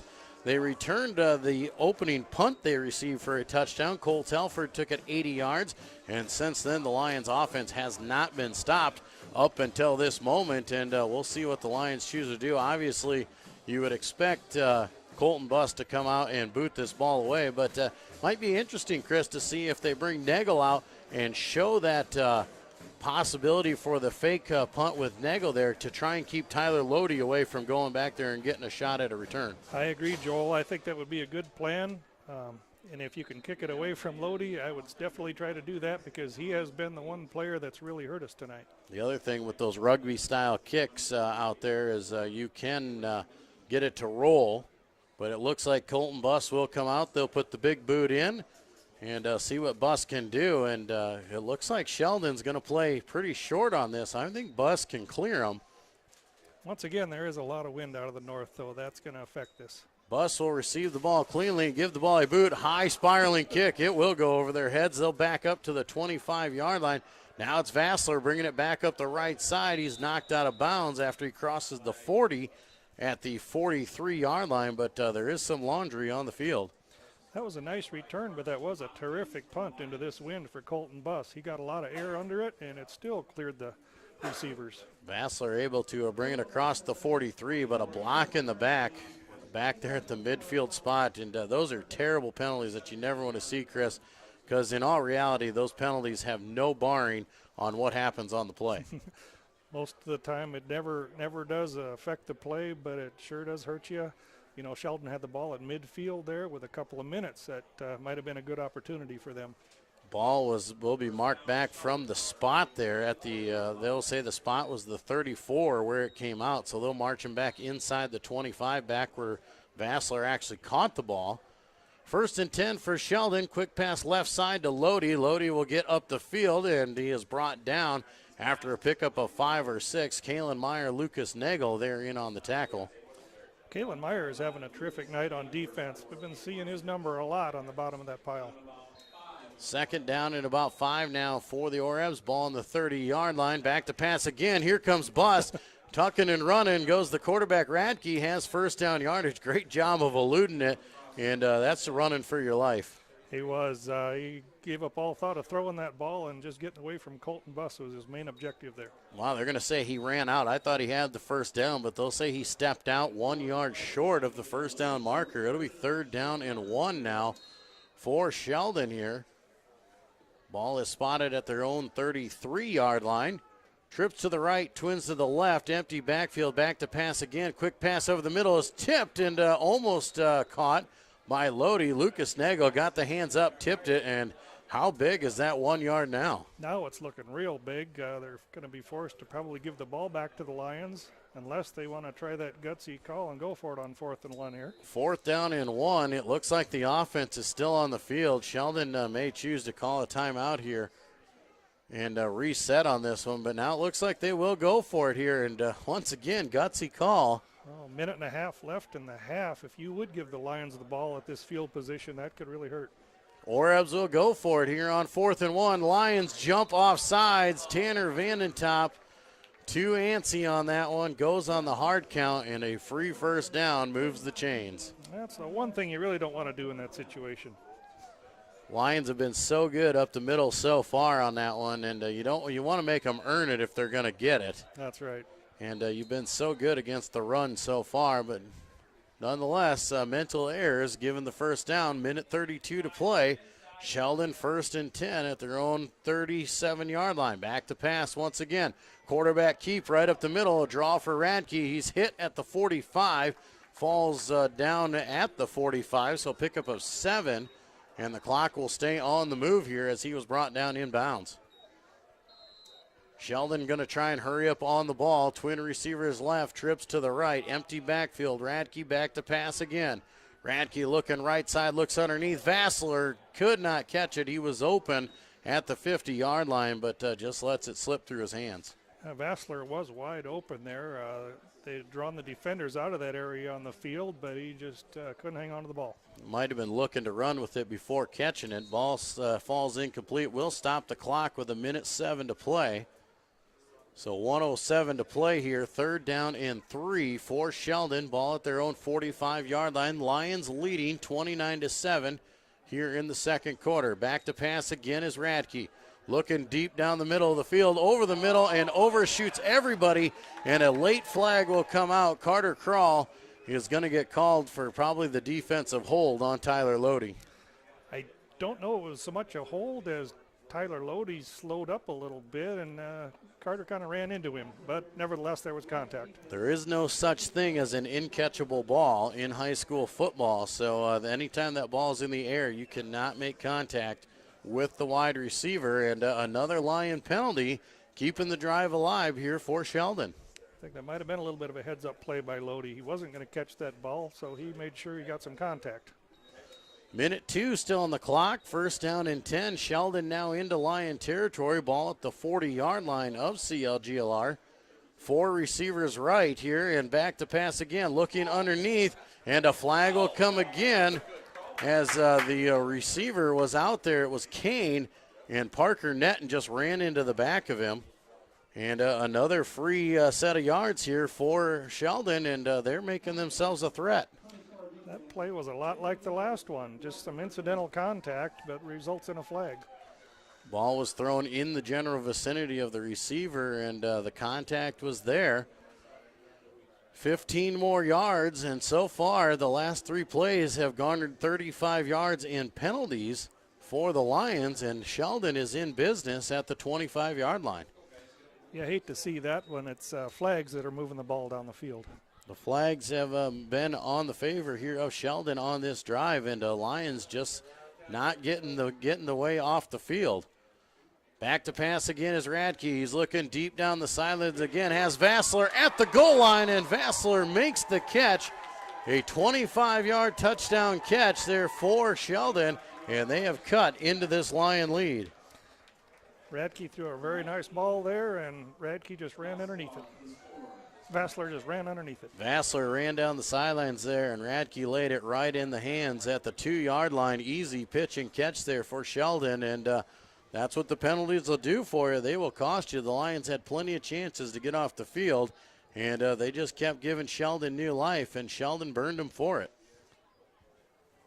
On to do the kicking duties now here is Brian Burnell for Sheldon. Low snap there, bobbled there. Kick is up, though. He does get the kick away. The kick is good. 54 seconds to play here in the first half. Sheldon has cut into the lead. Lions still lead 29-14. We'll be back with more Central Lyon George Little Rock football on the Lion Broadcast Network.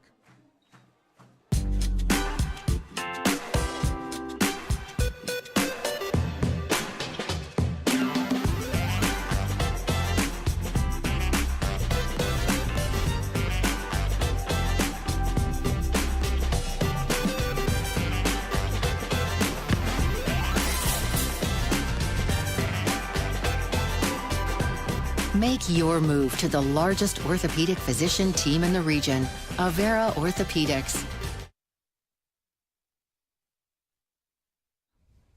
Back in Sheldon, Joel Viss alongside Chris Bixman. Central Lyon George Little Rock leading Sheldon 29-14 with 54 seconds to play here in the first half. Sheldon just getting on the board again.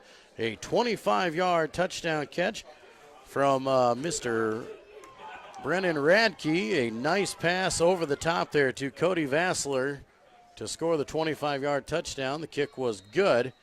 And Sheldon has the ball teed up at their own 40. A low line drive kick will be caught by Telford at the 15-yard line. Comes straight up the middle of the field. He's got running room, breaks to the outside. He might be on the races here again. Cole Telford down the sidelines. He will do it. And Cole Telford once again, this time 85 yards on the kick return.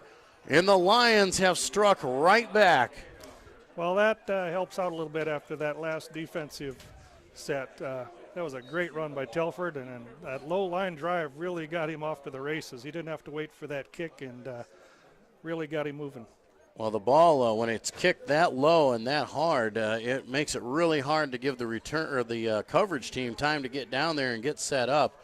And Telford just went right up the middle of the field, broke it to the outside, and outran the defense there. Now Cole Telford, his second touchdown of the night. He's got an 80-yard punt return, and now he's got an 85-yard kick return. Extra point on to do the duties here once again. Van Berkom on to hold. And Carter Crawl on to do the kicking for the Lions once again. Good snap, good hold, good kick.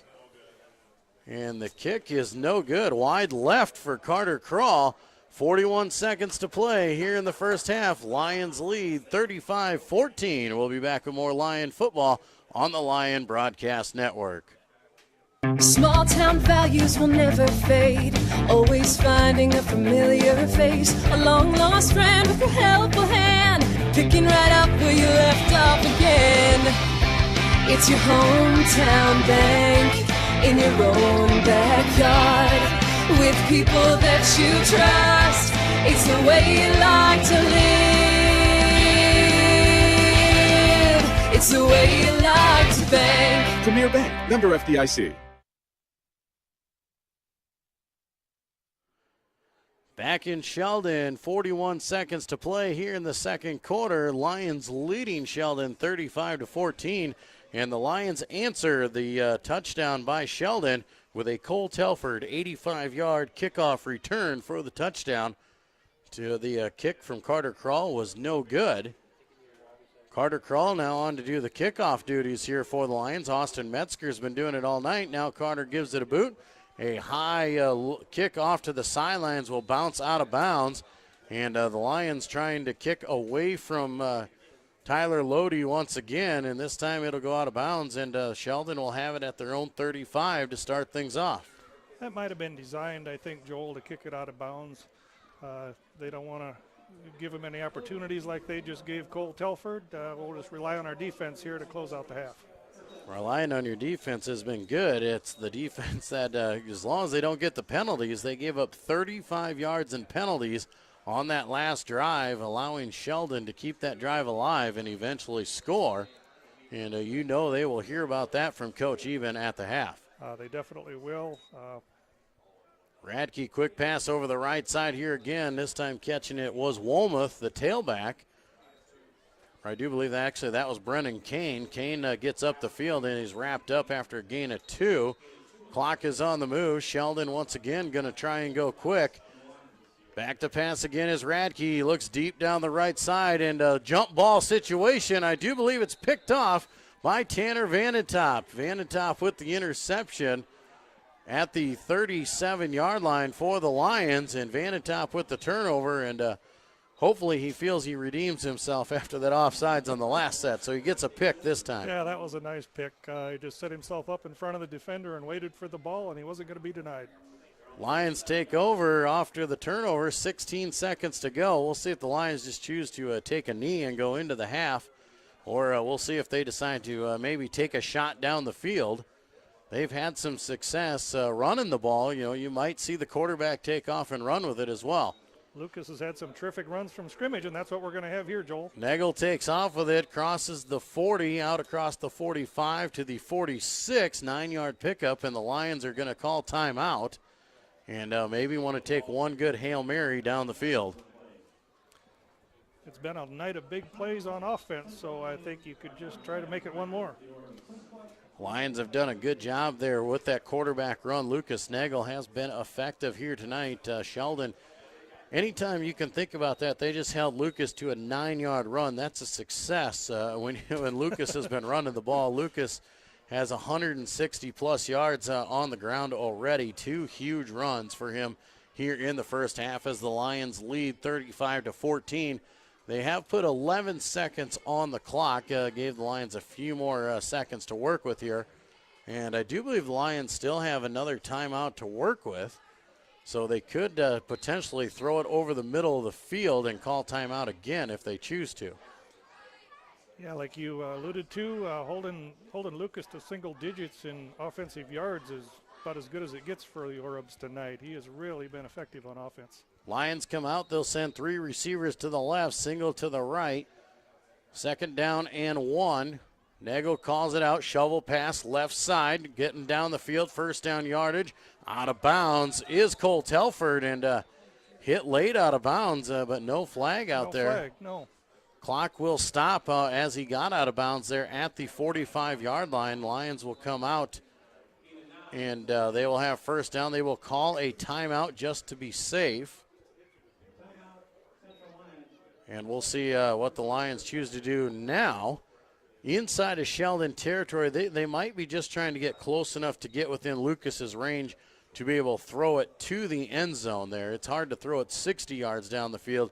Here, if he can throw it 45, that might be a little bit better and a little bit more opportunistic here for the Lions. But still in the same aspect, you throw it about 15 yards and get a timeout quick, you could be in Carter Krall's range out there. He has been known to put the ball in the uprights there from 45 to 50 yards out, but he is dealing with a groin injury, so not sure if they will let Carter attempt that.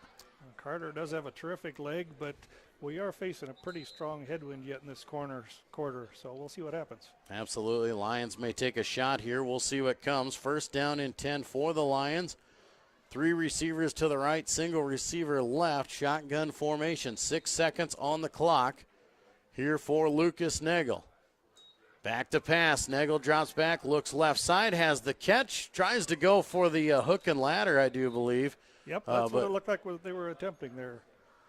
Hymanson makes the catch, but too close to the sidelines. He is knocked down. Clock will run out, and that'll bring an end to the first half of play. At the half, the Lions lead Sheldon by a score of 35-14. We'll come back here in a few moments and take a look at some of the highlights from the first half when we return to more Lion football on the Lion Broadcast Network.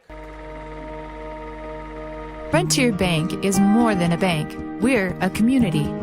Banking locally with Frontier Bank means that your money circulates within the community, funding small business lending and benefiting our local citizens, farmers, and neighborhoods.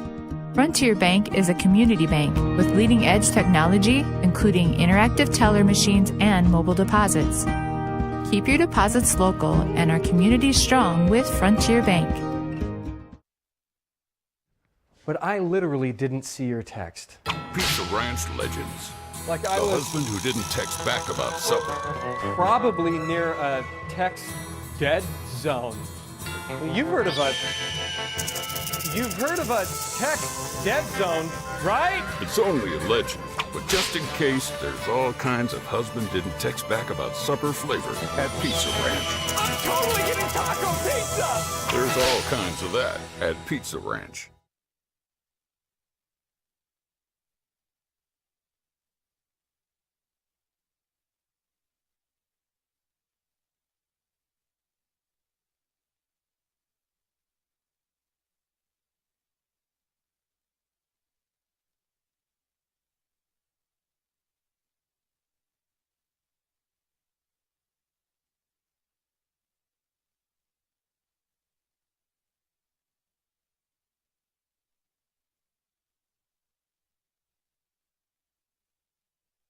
Central Lyon Community School District, setting the standard for success. Here at Central Lyon, we have a tradition of excellence and take pride in our quality education. Central Lyon has undergone many changes over the years, but our mission has remained the same: to provide an education and the opportunity for all students to become productive, lifelong learners. Our rich history combines with our state-of-the-art facilities to give students the best of both worlds. Our students have access to the newest technology, dedicated teachers, and a community that supports our efforts. Central Lyon Community School District, setting the standard for success. Hi, this is Russell Forrest. It's a proven fact that as Americans, we're spending more time at work in order to make a living and less time with what we cherish most, our relationships with God, family, and friends. The staff at DeNoble Austin & Company PC, certified public accountants in Rock Rapids and Laverne, is dedicated to working alongside you to accomplish all your business and personal financial needs. By partnering with DeNoble Austin & Company PC, you can spend more time with family, friends, and at church making the memories that are priceless.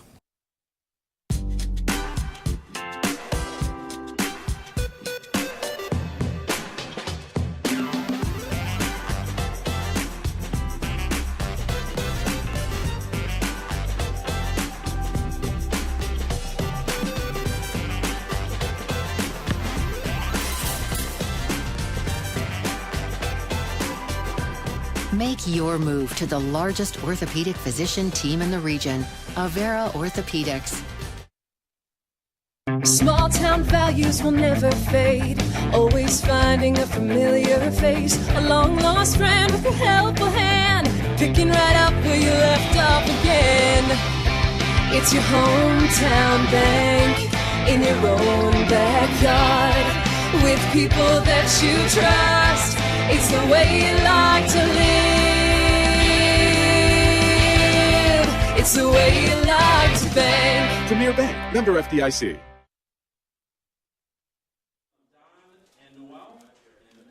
Back in Sheldon here at the half, Joel Viss alongside Chris Bixman here tonight At the half, the Lions leading Sheldon by a score of 35-14.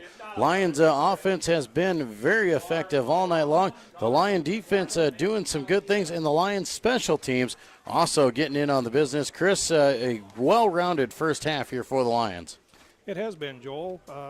Really effective on offense, like you said, and a fun game to watch. There's been a lot of excitement. Lions definitely got on the board early. They were the first ones to get on the board, and it was not by the offense, not by the defense, but the special teams as Cole Telford got things going here tonight.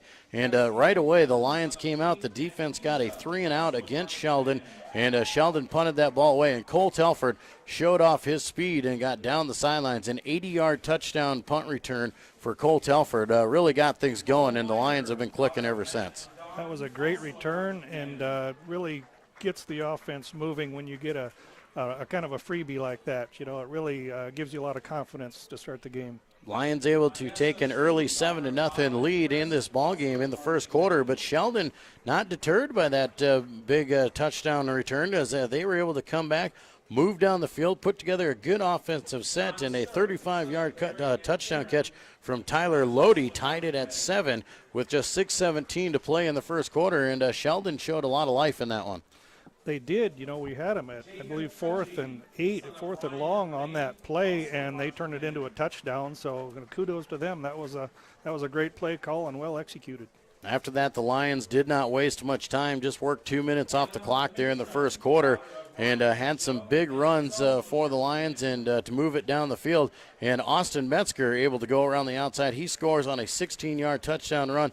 And the extra point was good, made it 14-7 there. But the Lions, then the defense kicked into play as well. They got a few stops, got the ball back, and just in short order later, early on in the second quarter, didn't take the Lions long to strike once again. Austin Metzger on another touchdown run, a 5-yarder that time, and a 2-point conversion after an offsides penalty on the extra point. Lions got up 22-7 early in that second quarter, and for the Lions, having a 2-touchdown lead made it very comfortable and allowed them to do a lot of good things. It did, you know, and Lucas Nagel had a couple of terrific runs from scrimmage there. He didn't put it in the end zone, but I believe he had, 70-some yard run and a 60-some yard run in that drive. So. Yeah, speaking of that, just a few moments later, about halfway through the second quarter, things you thought were going to maybe quiet down a little bit, but right at that moment, 5:46, the Lions are setting up. They just got the ball back on a punt. You thought maybe they'd put together a drive, try and punch one in before the half, but it didn't take long. On first down, Lucas Nagel shoots right up the middle of the field and outruns the defense. He goes 77 yards for the touchdown with the extra point, making it 29-7 with 5:46 to play in the second quarter, and the Lions were looking like they were going to run away with it. Really did at that point, and and Sheldon showed some spirit. They came right back and answered. Yeah, they did come back. They were able to answer, got stuck in a 4th down and 1 situation in their own territory, showed like they were going to go for it on 4th down and 1, Chris, and then a mental mishap. We had an offsides penalty, gave them a first down. Then we got them in 3rd down and long again, and we had a pass interference call, gave them a free first down. Then another pass interference call, put it right deep in our territory, and Sheldon able to keep things alive. You know, the defense of the Lions helped them, but Sheldon able to capitalize, and then finally hit a 25-yard touchdown pass to Cody Vassler in what was just a great play. Radke has just been throwing the ball extremely well all night long. He has. He's a very effective quarterback, and he's been under a lot of pressure. The defensive line of the Lions has been back there chasing him around, and he manages to complete a lot of passes in those situations. Lions led at that time with 54 seconds to play in the half, a 29-14 lead for the Lions, and we're looking like there they gave up the touchdown, a little bit of momentum in Sheldon's favor as they were able to score, cut the lead in half at that moment. But right back again, Cole Telford does what he does, and he comes back and takes the ensuing kickoff 85 yards to score the touchdown with 41 seconds to go, making it 35-14, and that is how we go to the half. So the Lions out there getting some big plays out of Cole Telford on the receiving end, and it looks like when Sheldon just starting to claw back into the game, just starting to get some momentum to go their way. A special teams kid like Cole Telford able to blow up on there and just take it all away. Special teams play a huge part in high school football, and that last kick, the Sheldon kicker made the mistake of kind of kicking a low line drive directly at Cole, and he caught that ball and was off to the races before it really gave the Sheldon kickoff team a chance to really get set up in their coverage, and yeah, he was gone up the sideline before they knew what happened there. And that brings us to the score at the half. Lions leading Sheldon 35-14 here in the final game of the regular season. Lions looking to get to 5-4 and keeping those outside playoff hopes still intact with a win here tonight and a little bit of help to their credit. We'll take a quick timeout. When we come back, we'll get together in the Lions Den for this final week with our final CLGLR senior, Jarrett Foster, when we return to more Lion football on the Lion Broadcast Network. But I literally didn't see your text. Pizza Ranch legends. Like I the was husband who didn't text back about supper. probably near a text dead zone. You've heard of a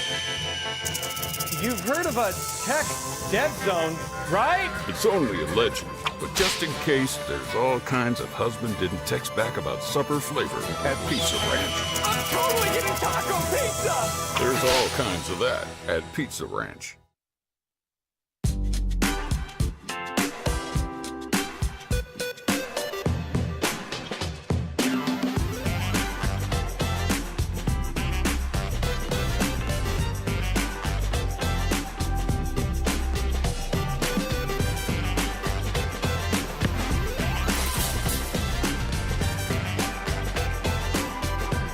Make your move to the largest orthopedic physician team in the region, Avera Orthopedics.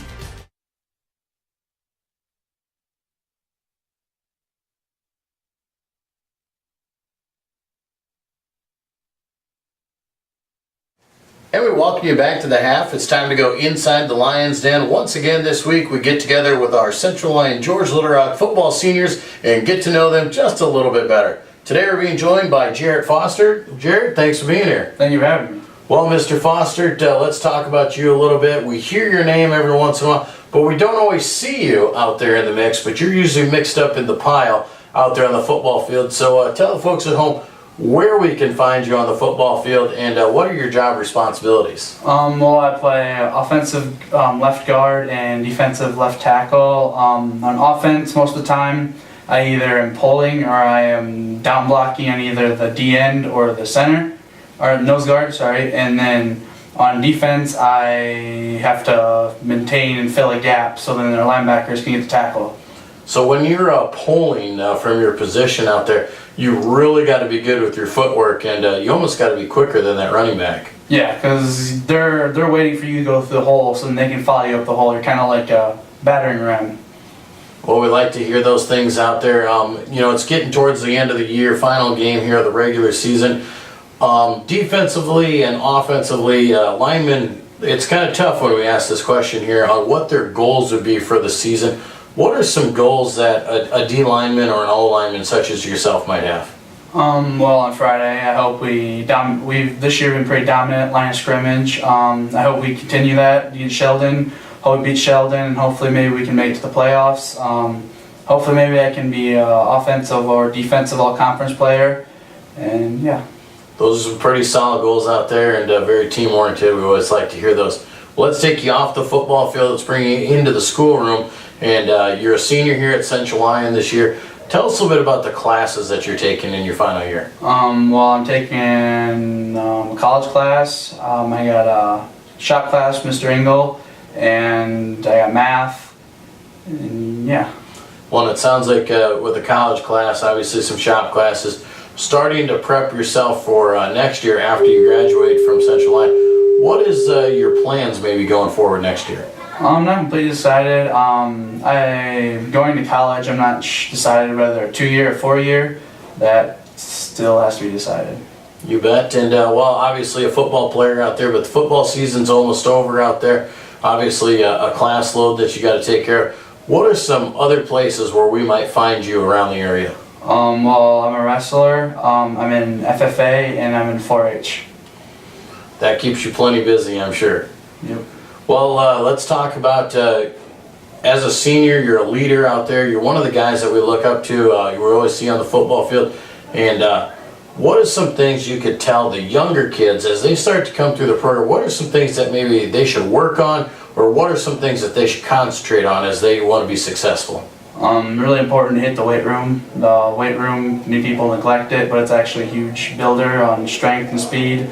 And also listen to your coaches and have respect for your teammates. You don't want to be that person that just walks around, thinks he's the macho man, and you gotta respect everyone on the team. That's great to hear. And as a senior here, you've been through it. You've seen a lot of things at CLGLR and being part of this football team. What is maybe a favorite memory, or what is your favorite part about being a part of this team? I really can't think of a memory, but the favorite part is you really get really close to these guys. It's kind of like a brotherhood. Like whenever you see them in public or whatever, you always say hi, you always talk a little bit. Just close friendships and almost like brothers from this team. Well, Jarrett, we appreciate you spending some time with us this week, and we wish you the best of luck in the future. Thank you.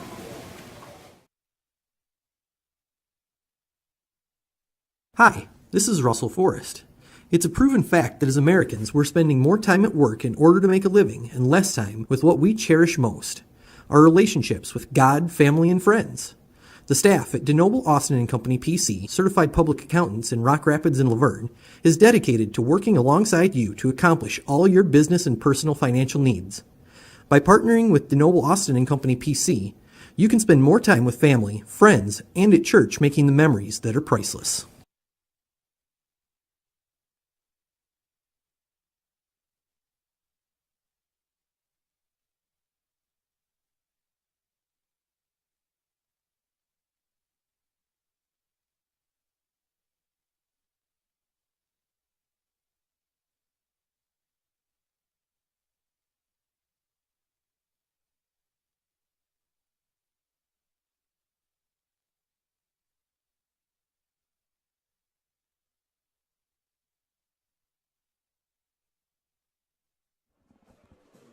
And we welcome you back here in Sheldon at the half. The Lions leading 35-14 over Sheldon here, the final game of the regular season.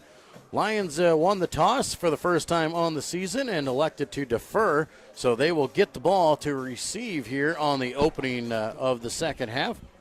Carter Krall and Cole Telford going back to do the receiving duties, staying on their own 10-yard line. Sheldon squib kicks away from him. Kalen Meyer picks it up. Kalen Meyer through the middle of the field across the 45. And Kalen Meyer was a step away from taking that one to the house. He was. He maybe had one guy to beat there, Joel, so that was a nice little run. Kalen Meyer, only a defensive specialist normally for us. You see him come out and play blocker in our big package. But that would have been fun to see Kalen, as much as we've said his name, to see if he could get a touchdown to his credit. Yeah, it was a kind of a crazy ball the way it was bouncing. He did a nice job of reeling it in and taking off with it. Lions with outstanding starting field position. First down and 10 at their own 47-yard line. Twins to the right, single to the left. Handoff right up the middle, goes to Vandentop. He's got plenty of room, cuts back left side. First down yardage inside the 40 to the 35 to the 30, 35, 20-yard line. But a flag all the way back at the 43-yard line here against the Lions, and most likely coming back on a hold. Yeah, I hate to see that. It looked like just a good block out on the edge, but evidently the Stripes didn't think so because the laundry came out. They threw the flag right away on that play, and no question about it, they're going to bring it back. And the Lions, a big run to start things off there. Tanner Vandentop had her down to the 20-yard line, a 33-yard run negated. Will bring it back from the spot of the foul. Should put it right back down, and we'll basically pretend like that play never happened, and it'll be 1st and 10. That's too bad. Tanner had a very nice run there, and as usually happens, the penalty didn't really affect the play at all. 1st and 10 once again here for the Lions. They'll line up twins right, single left. They'll hand off once again. Vandentop. Vandentop bowls ahead to the 50-yard line. He's upended, but a pickup of about 3 or 4 on first down. That was a nice play by the Sheldon linebacker. Tanner's a load when he gets moving, and that was a nice stop. Cole McDonald coming up and making the stop there for the Orabs. 2nd down and 6 or 7 here for the Lions, right at the 50-yard line. Two receivers right, single to the left. Shotgun formation. Vanetop standing alongside Nagel. Back to pass again. Pump fake. Plenty of pressure wrapped up in the backfield, and Nagel will go down at the 40-yard line. And Sheldon bringing the blitz on that one and all over it. Sheldon brought the house right up the middle there. We were kind of overwhelmed. I think they had about 3 people extra just coming through the middle after Nagel.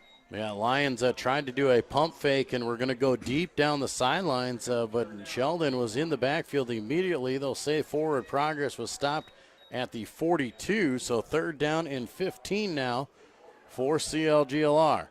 Blitz looks like it's coming again. Man in motion's Carter Crawl. Nagel takes off with it up the middle of the field, cuts through some defenders across the 50 and knocked down at the 48-yard line. A nice run for Lucas, but still short of the 1st down yardage. That was a nice run for Lucas. Sheldon, once again, is just kind of going all out in the middle there, so that might break some opportunities if they continue to do that. 4th down and about 5. Lions line up like they're going to go for it. Could be that pooch kick here. We'll see what they decide to do.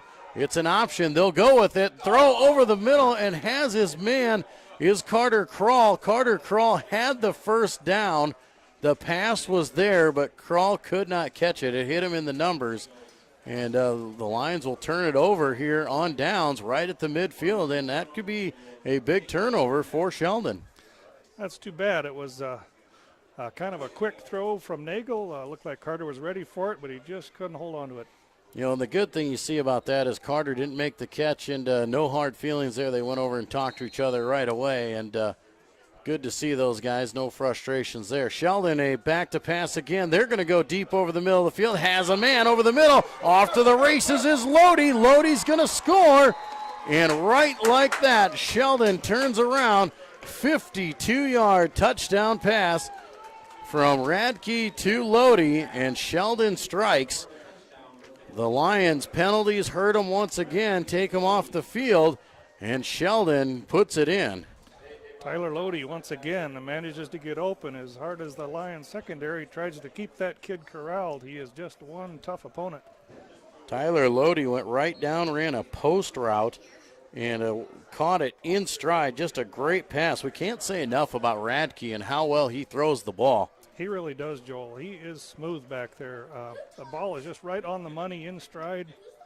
Makes it hard for a defender. The extra point is up, and the extra point is good. 9:46 to play here in the 3rd quarter. 35-21, the Lions still lead. We'll be back with more Lion football here on the Lion Broadcast Network. Small town values will never fade. Always finding a familiar face. A long lost friend with a helpful hand. Picking right up where you left off again. It's your hometown bank. In your own backyard, with people that you trust. It's the way you like to live. It's the way you like to bank. Premier Bank, member FDIC.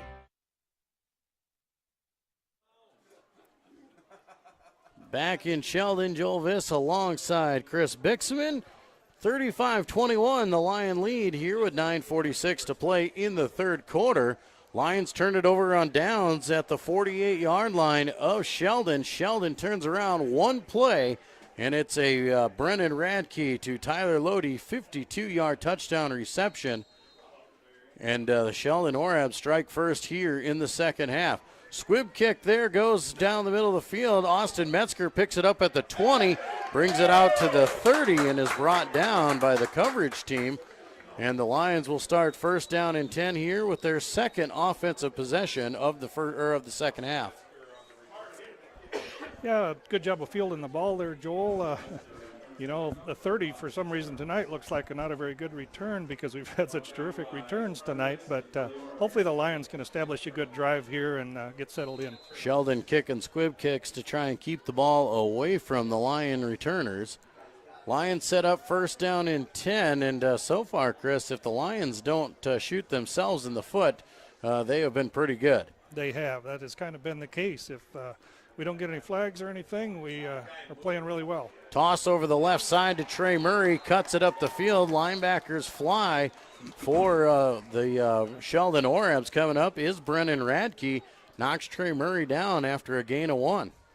Well, Sheldon's playing with some momentum here after that last series. You can just kind of get a little bit of a different feel out there. So hopefully the Lions can get established here and get a couple first downs and get settled in. 2nd down and 9 from the 31. Receivers off to each side here. Shotgun formation. Carter crawl in motion. Fake to him. Nagel keeps.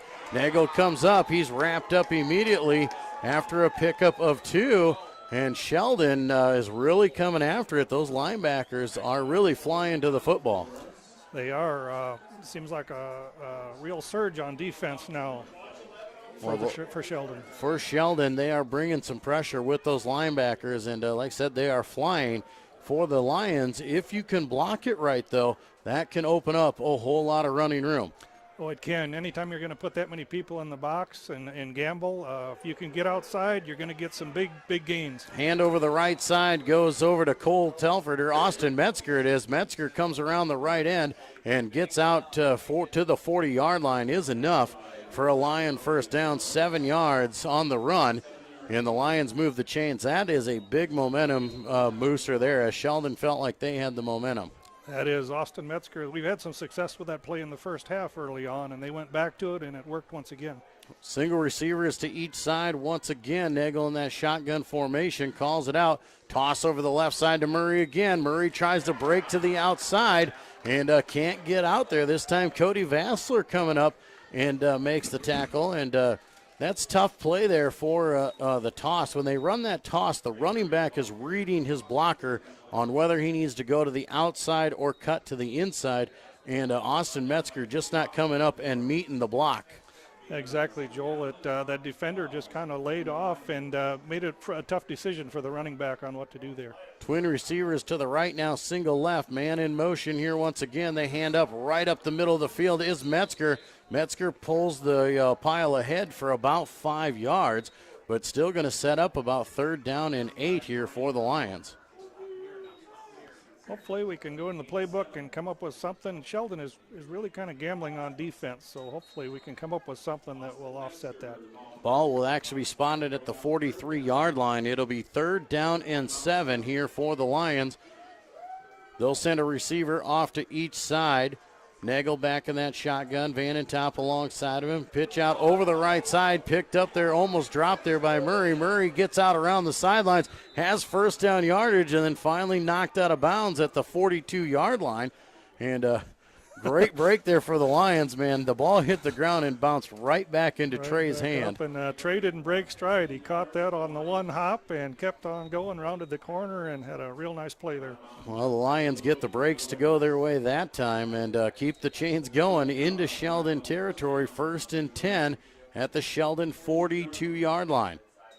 Quick toss over the left side to Murray once again. Murray stiff arm, gets upfield, has 5 yards, and is brought down. And that time the defense was there once again, but Trey Murray doing a great job of eluding him. He did. That stiff arm helped. Kind of reminds me of the old Jordan Geeky stiff arm, the way he put him down on the ground there. 2nd down and 5 now. Ball at the 37-yard line of Sheldon. Single receivers to each side. Nagel once again in that shotgun formation, looking over the defense, pointing out where the blitz is coming. Fakes the toss, runs left side, cuts up the field, gets enough for first down yardage. 6 yards for Lucas Nagel, and the chains will move again. Nice little heads-up play by Lucas. That fake toss fooled that first defender and got him off and running there. Lions putting together a nice drive here, slow, methodical, taking 4 or 5 yards every time down the field, and really using the clock to their advantage with that 35-21 lead. Shotgun formation again. Nagel hands off right up the middle. No, he'll keep it this time. Throws it over the right side to try and avoid the sack. And that was supposed to be a run, I do believe. But Sheldon was all over it. They were. Lucas was going down when he threw that ball, but he managed to put it in the vicinity of Carter Kroll and avoid taking the sack. Incomplete pass stops the clock. 2nd down and 10. Once again, Sheldon bringing the pressure, and the Lions struggling to pick it up. Twin receivers left now. Single receiver to the right, pistol formation. They'll hand off this time right up the middle of the field. Van and Top pushes the pile ahead, picks up a nice 5-yard gain, and will set up 3rd down. That was a good hard run by Tanner again. He's good for 5 yards, pretty regular in that set. Tanner Vanentop down on the ground, though. Looks like he might be cramping up there, as looks like he's trying to stretch out that leg, and we'll bring on the trainers to take a look at him. But 3rd down and 5 will be coming here for the Lions at the Sheldon 27-yard line. Hopefully it's just a cramp, Joel. He's pulled his helmet off, and hopefully that's all it is. It's a cool night. It's a cool night, but and maybe he might have just gone down a little wrong. When you're running through a pile like that, trying to push it ahead, and you have about 5-6 guys on you, and you fall down. Sometimes you can fall down awkwardly. Obviously, Tanner has the knee issues out there, and if you have the ankles, but he is up and he is walking off under his own power, and doesn't show any kind of a limp out there, so it looks like it won't be too much. No, it looks like he's walking off just fine. I think we'll be seeing him back in a little bit. 3rd down and 5 here for the Lions. Obviously 4-down territory for CLGLR. You want to make sure you get positive yards here on this 3rd down play. You don't want to take that negative play in this situation. Twin receivers left, single to the right. Nagel back to pass, rolling right side, looking over the sidelines. The out pass to Hymanson. Hymanson with the catch inside the 15 and drug out of bounds at the 12-yard line. Great little pass play for the Lions there. Finds Zed Hymanson. He ran just a great route there, and to get himself open. He did. He was very open, and it was just a perfect throw by Nagel. Hit him right in the numbers, and he got a few yards after the catch. Lions sitting now 1st down and 10 at the Sheldon 12, taking the time off the clock. 35-21, Lions lead here in the 3rd quarter. Sheldon the only one to score so far in the 2nd half. Handoff right up the middle, goes to Trey Murray. He'll get a couple as he gets down to the 10-yard line. Like you said, Joel, positive yards. You can pick up 3-4 yards on 1st down. That's usually enough to make Coach Postma happy.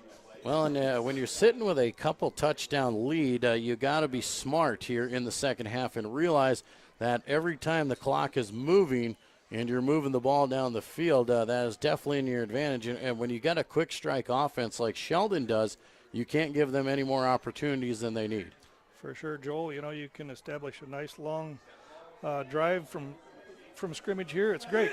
Carter Krall with the fake over the left side. Lucas Nagel takes it over the right side. He runs by the entire defense and goes 10 yards for the Lion touchdown. Lucas Nagel, once again, his 2nd touchdown of the night. And he is vastly approaching that 200-yard mark on the night running the football. Lucas is having a very good night. They just don't seem to have an answer for him when he takes off running. Lucas Nagel, 10-yard touchdown run, extends the lead to 41-21. With the extra point to come here, the swinging gate comes in. Dylan Van Berkom gets down, ready to set the ball down for Carter Krall. Snap is good, hold is good, the kick is up, and the kick is good as well. 4:58 to play here in the 3rd quarter. Lions extend their lead 42-21 over Sheldon. We'll be back with more Lion football on the Lion Broadcast Network. But I literally didn't see your text. Pizza Ranch legends. Like the husband who didn't text back about supper. Probably near a text dead zone. You've heard of a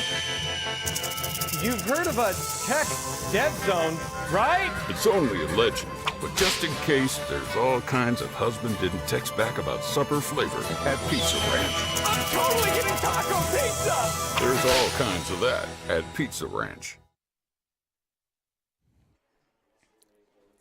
Back in Sheldon, Joel Viss alongside Chris Bixman. Lions on the board once again here in quarter number 3, extending their lead to 42-21 over the Sheldon Orebs. Carter Krall on to give the ball a boot. It is a low angling kick down the left side there. Lodi lets it hit at the 10. Now has to try and pick it up at the 5. He's got it. Now works his way back up the field. Shifts back right side, has an opening there, eludes some tackles, and runs out of bounds at about the 28-yard line. And even though it's a struggle out there, somehow Tyler Lodi makes it work. Oh, it looked like it took him so long to get the ball picked up on the 5-yard line that the coverage team had all kinds of time to get him corralled. He still gets a 20-yard gain. That kid is just slippery. It's one of them guys you just do not want to tackle out there. Tyler Lodi is just a threat anytime he is on the field. You can't say enough about thinking that he is a senior. Yeah, that is for sure, Joel. 4:50 to play here in the third quarter. Both teams have a touchdown to their credit here in the third quarter. Sheldon only running one play to get theirs. Going back to pass is Radke again. Finds Vassler out in the flat. Vassler avoids the first tackle. Down the sidelines he goes and finally steps out of bounds. Back at the 46-yard line. Thought maybe he got on the sideline there at the 40, but the officials say he made it 6 more yards, and it's a easy Sheldon first down. Vassler is another one that's kind of hurt us tonight. Looked like our defender was in good coverage there. Vassler slips the first one and dodges the second one and makes a big gain out of a short pass play. 1st and 10 for Sheldon at their own 46-yard line. They hand off right up the middle. Lions all over at that time. Running back on the play was Brian Burnell, and the Lions defense, they just do not want Sheldon to run the football tonight. They are definitely denying him any kind of offense with their running game. That has been a real bright spot for our defense tonight. Foster and Huseman in on the tackle there for the Lions. That'll set up 2nd down and 9 now for Sheldon. 2 men go in motion there. Now if they reset, they should be okay. If they allow them to reset, and they will. Now 3 receivers to the right, twins to the left.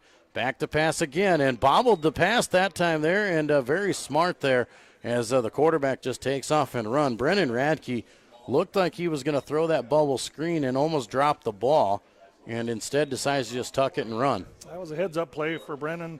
You know, at that point, get what you can get and live to play another day. That'll set up 3rd down and 6 just inside Lion territory at the 49-yard line. Lions looking to dig in here, get a defensive stop here. Sheldon looking to keep the drive alive. Back to pass again. Pump fake, looking left side over the middle of the field. Overshoots the intended receiver of Vassler off the top of his hands. Just a little bit too high. Good coverage there by Carter Crawl. It was good coverage by Carter, but the ball did go right through his hands. That was another nicely thrown ball by Radke. Ball falls incomplete, sets up 4th down and 6 in Lion territory at the 49. Sheldon has not been afraid to go for it here on 4th down, and it looks like that'll be the case here again as they trail by 3 scores. Yep, they're lined up 5 wide again. We know what we're up against. 5 wide receivers, no running backs in the backfield, trying to go hard count. Lions not falling for it. They'll look to the sidelines again. Radke once again dropping back to pass, looking right side, throws over the middle of the field, has his man, and getting there right at the same time as the ball. The defender was able to knock it free, and Austin Metzger just ejects the ball away from the receiver. The intended receiver there for the Sheldon Orabs down there was number 24, Mitchell Wolf, and incomplete pass will give the Lions the ball back at midfield. Boy, once again, Joel, with a man in his face, Radke manages to put the ball right where he needs to. Lions were lucky to avoid giving up a 1st down there. Yeah, good coverage there by Austin Metzger, and got there right as the ball did. Lions forced the 4 and out there, and they will take over 1st and 10 on their own 49-yard line.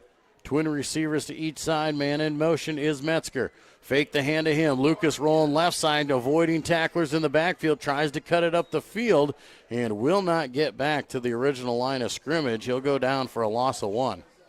Lucas made the first 2 miss, but unfortunately just had to keep running sideways, and the Orbs defense managed to get him out there. Too many orange jerseys in the backfield there, and Lucas can't get back to the line of scrimmage. He does go down in bounds, keeps the clock rolling. Under 3 minutes to play here in the third quarter. Lions lead 42-21. Handoff right over the middle there to Trey Murray. Trey Murray explodes ahead for about 6 yards, and we'll set up a 3rd down now for CLGLR. That was a nice run for Trey. He's quick to the line of scrimmage and gets up a good head of steam quickly. 3rd down and about 5 here. Ball at the Sheldon 47-yard line. Lions will come out, send 3 receivers left, single to the right. Shotgun formation here for Nagel. Negan calls it out, rolls left side, looks over the field, looks to the sidelines, cannot find Zed Hymanson as he slides to the ground, trying to make the catch.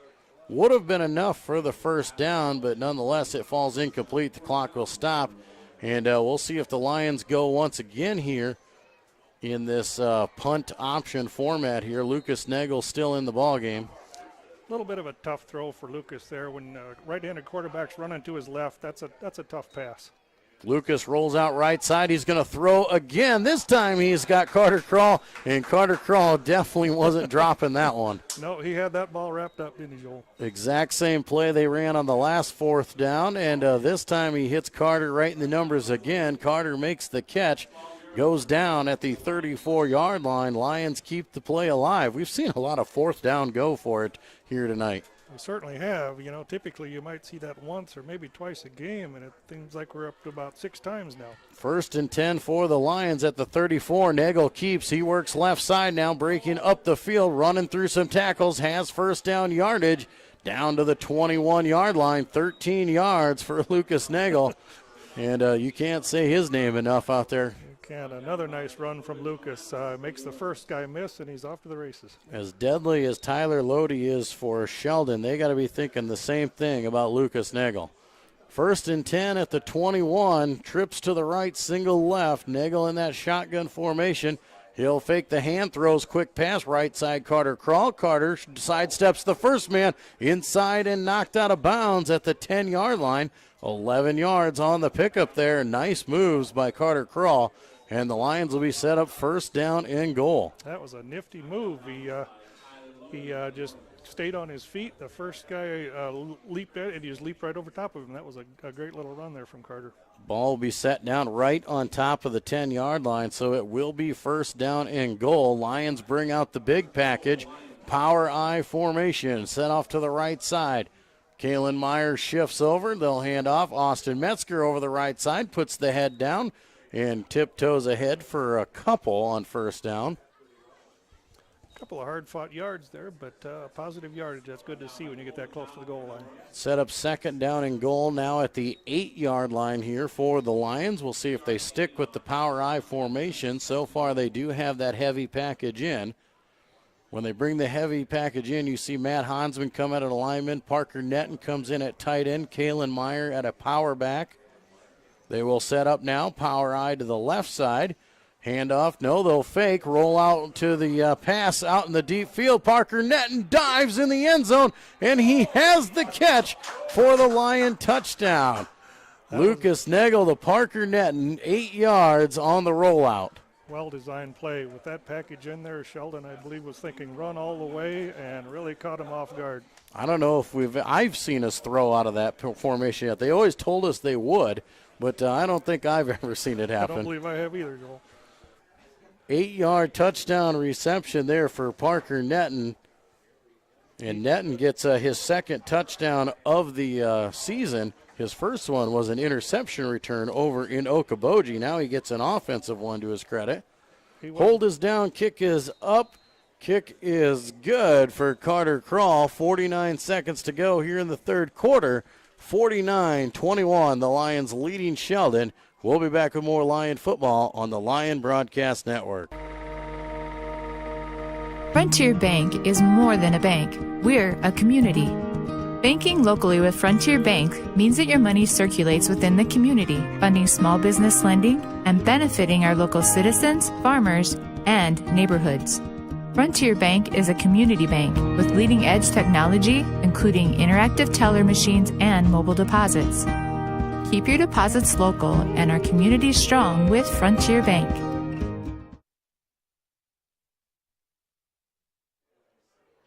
Back in Sheldon, Lions on the board once again. 49 seconds to go here in the third quarter. Lions on top of Sheldon 49-21. Lions this time a power I formation rollout pass from Lucas Nagel to Parker Netton. Kick from Carter Crawl was good. Austin Metzger on to do the kicking duties again. A short kick bounces at the 20. The up back of Kane picks it up. He works his way over the right side across the 40-yard line and finally being pushed back. But another good return for the Sheldon return men. And That's been a struggle for the Lions so far. That has. Sheldon offense has had a lot of good field position to start their drives with tonight. Sheldon will start from their own 40-yard line, 39 seconds to go in the third quarter, trailing 49-21. And they are going to get themselves into desperation mode, but they do have the ability to score quick with the abilities of Radke to throw the ball and the receivers of Vassler and Lodi. Yeah, their passing game has been very effective tonight. That's been hard to stop. 5 wide once again here. Radke back to pass, looks over the middle of the field, deep over the field, overshoots everybody, and falls incomplete. Clock stops with 35 seconds to play in this third quarter, and it'll be second down and 10. Sheldon is going into the wind yet at the end of this quarter, but they will have that in their favor for the fourth quarter. Well, and throwing into the wind and still overshooting his receiver on that one. Tough pass there and good coverage by Austin Metzger once again. Our coverage has been pretty solid all night, but Radke is just a very effective passer. Empty backfield once again for Radke, 5 wide. He can't handle the snap, going to take off and run with it. It looks like he'll have enough for first down yardage, slides down at the 47-yard line of Central Lyon George Litterock. And Radke very aware on that. We've seen that a couple times where he can't handle the snap, but smart enough to know that if it hits the ground, I'm going. Yeah, it turns out in his favor, as so often happens in high school football. The ball's on the ground, and it ends up being a big play. First down and 10 for Sheldon on the CLGLR 47-yard line. 5 wide once again, man in motion, back to pass. Quarterback keeper going to run. Now he throws back over to Lodi. Lodi cuts up the field, breaks a few tackles down to the 41-yard line. And Tyler Lodi, it looks like once again the Lions defense, I think we've got him for a negative play. And somehow Radke finds Lodi and they come up with positive yards. He flipped that ball to Lodi right at the line of scrimmage. There were 3 defenders waiting for him, and he still gets 6-7 yards. That kid is just tough. That'll bring an end to the third quarter of play. After 3 quarters, Central Lyon George Litterock leading Sheldon 49-21. We'll come back with the final quarter when we return to more Lion football on the Lion Broadcast Network.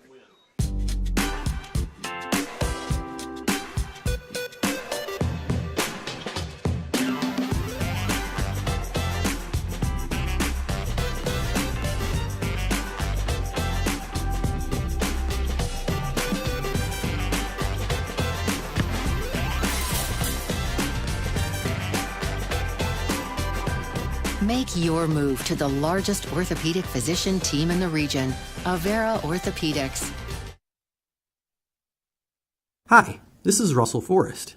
It's a proven fact that as Americans, we're spending more time at work in order to make a living and less time with what we cherish most, our relationships with God, family, and friends. The staff at DeNoble Austin & Company PC, certified public accountants in Rock Rapids and Laverne, is dedicated to working alongside you to accomplish all your business and personal financial needs. By partnering with DeNoble Austin & Company PC, you can spend more time with family, friends. Back at the fourth quarter, Sheldon going for it, second down and 4. Heavy pressure over the middle of the field. Radke with a great pass, finding his intended receiver there. A great jumping catch. I do believe that was Vassler once again. No, it was Lodi. And Lodi makes a great catch and an equally as good throw. Tanner Vanentop was right there shoulder to shoulder with him, and good, well defended, but Lodi still comes down with the ball. 5 wide again. Quick pass over the right side here from Radke. Finds his intended receiver out in the flat. Lions all over it. Mitchell Wolf with the catch, but going nowhere as Cole Telford and Parker Netton come up and make the stop. Now, that was a good stop. Cole kind of held on to him long enough for Parker to clean up. Second down and 10. Clock is on the move here in the fourth quarter. 49-21, the Lions lead here in Sheldon. The final game of the regular season here tonight. Man in motion from right to left is Kane. Will not get it. They will reset there. Kane will now set up on the left side. 3 to the right, twins to the left. Back to pass is Radke. Radke under pressure, throws right side, throws behind his intended receiver there. And I do believe that was Wolf once again. Ball falls incomplete, and the clock will stop with 11 minutes to play. It's one of the few missed throws that we've seen from Radke tonight. He has been so accurate all night long. He was off a little bit that time. Third down and 10 now for the Sheldon Orebs. They'll go 3 wide to the left, 1 to the right. Running back in the backfield now. Pump fake left side, looking back. Wheel route over the right side. Can't find his man. Once again, that is the running back, Jeremy Woolmuth. And Woolmuth runs out of bounds with it and sets up 4th down. And Sheldon obviously will go for it. 4th and 10, but at this point, they're going to hang on to the ball and see what they can do.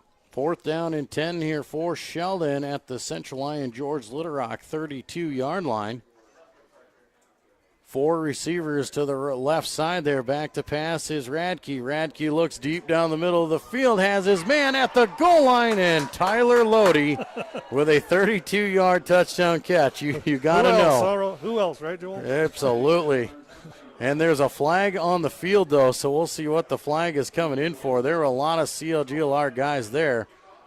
It might be roughing the passer because they got to the quarterback, Hal Radke.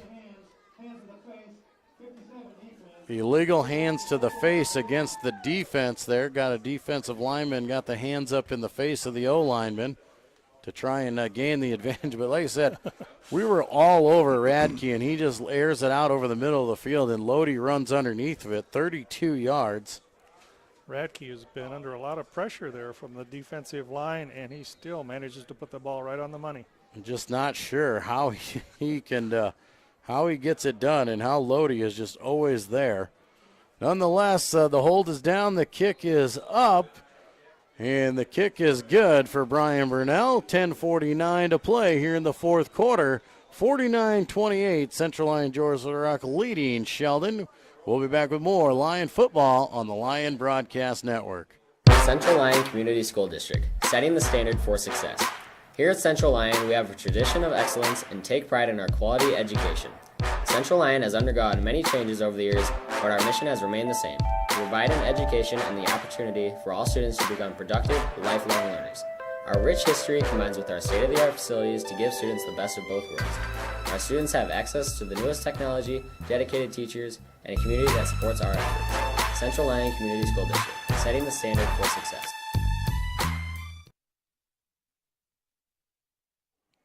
Back in Sheldon, Joel Viss alongside Chris Bixman.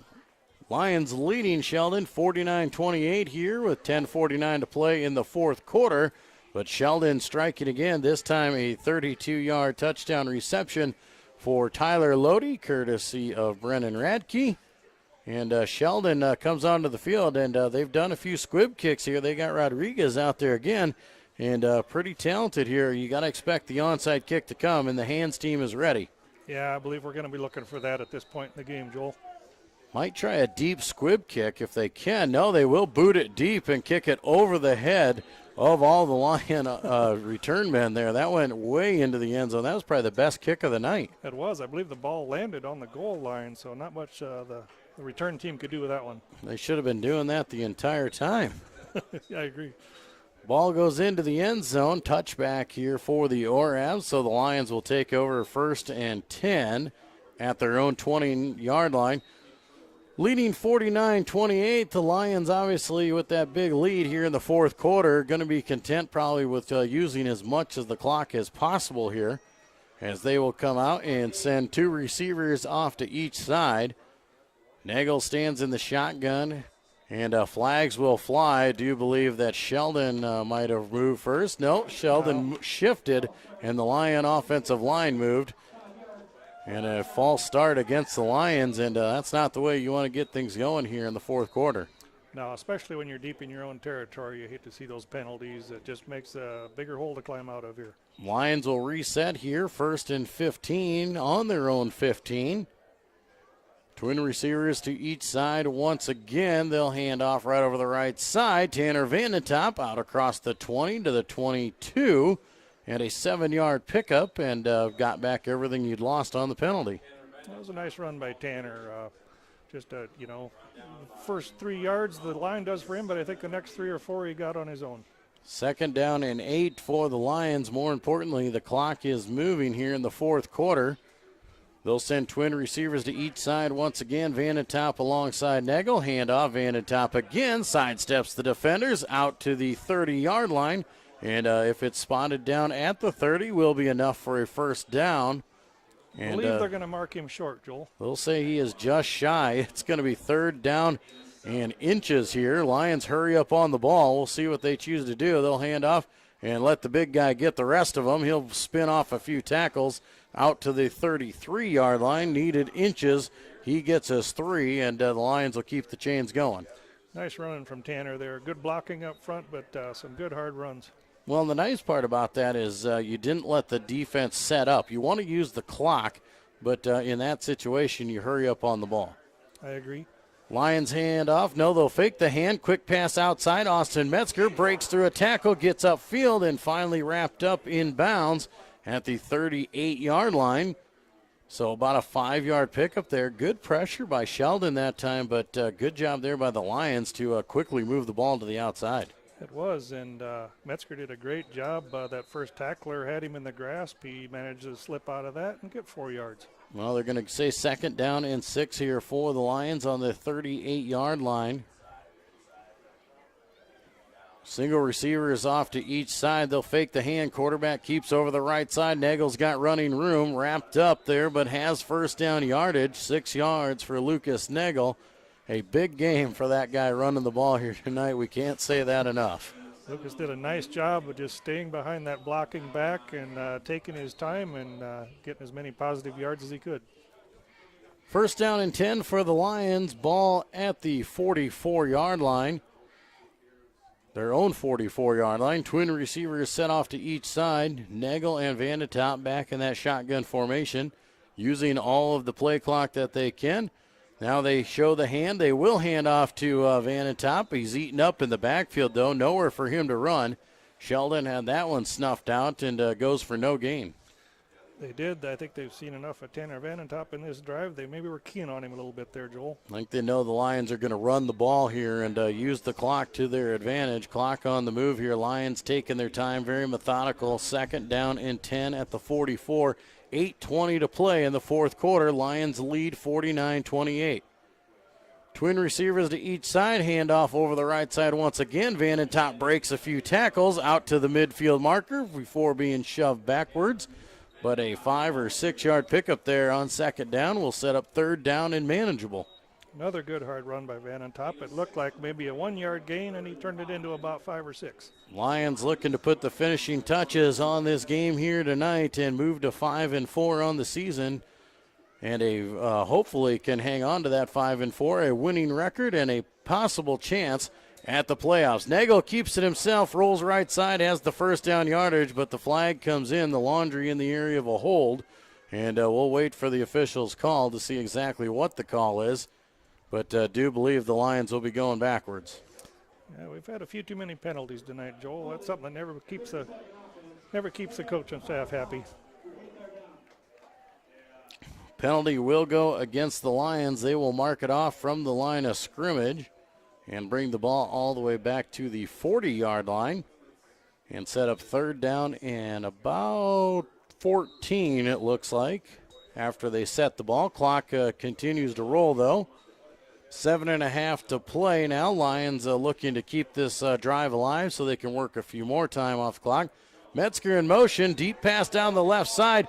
Zed Hymanson makes the catch at the 34, spins out of it, now running down the sidelines inside the 10, and he is brought down at the 8-yard line. Well, they'll come back and spot him at the 10. A huge pickup, a 50-yard reception there for Zed Hymanson. He made a great move after he caught the ball. He spun out of the defender and able to pick up an extra 15. That was a beautiful spin move, and that was a terrific pass. Nagel put the ball right on the money. Zed Hymanson running right down the sidelines, and like you said, the ball fell right into his hands. And after that, great run after the catch there for Zed. Lions keep the drive alive. First and goal from the 10-yard line. The heavy package comes in. Power eye to the right side, handoff left side, spin move out of the tackle. There goes Metzger down to the 6 for a pickup of 4. That was a good hard run by Metzger. Ran into his own back in front of him there, but still managed to get some good positive yards. Picked up 4 yards on the carry was Austin Metzger. Good, tough runner, and one of those guys that we look forward to seeing in the next year, or some of those guys coming out here in the next years. Austin is going to be one of them guys that we are going to let go, and going to miss him. That is for sure, Joel. He is a good, tough little football player. Power eye to the left side again. Metzger once again over the left side, walks through the defenders, and he will score from 6 yards out. Lions on the board once again, and put the score up to 55-28 on that touchdown run. Terrific drive, burned some clock, and managed to put some more points on the board. Austin Metzger, his 3rd touchdown here of the night, this time a 6-yard carry. Carter Krall on to do the kicking duties once again. You know, those touchdown club members, we were right on that edge of not having to pay any extra money, Chris. And the Lions have blown that out of the water. So all you really touchdown club members, get your wallets out. Get your wallets out, that's right. Carter Krall on to do the kicking duties. He'll give the ball a boot. It is good. 6:17 to play here in the 4th quarter. Lions on top, 56-28. We'll be back with more Lion football on the Lion Broadcast Network. But I literally didn't see your text. Pizza Ranch legends. Like The I was husband who didn't text back about supper. probably near a text dead zone. You've heard of a text dead zone, right? It's only a legend, but just in case, there's all kinds of husband didn't text back about supper flavor at Pizza Ranch. I'm totally getting taco pizza! There's all kinds of that at Pizza Ranch.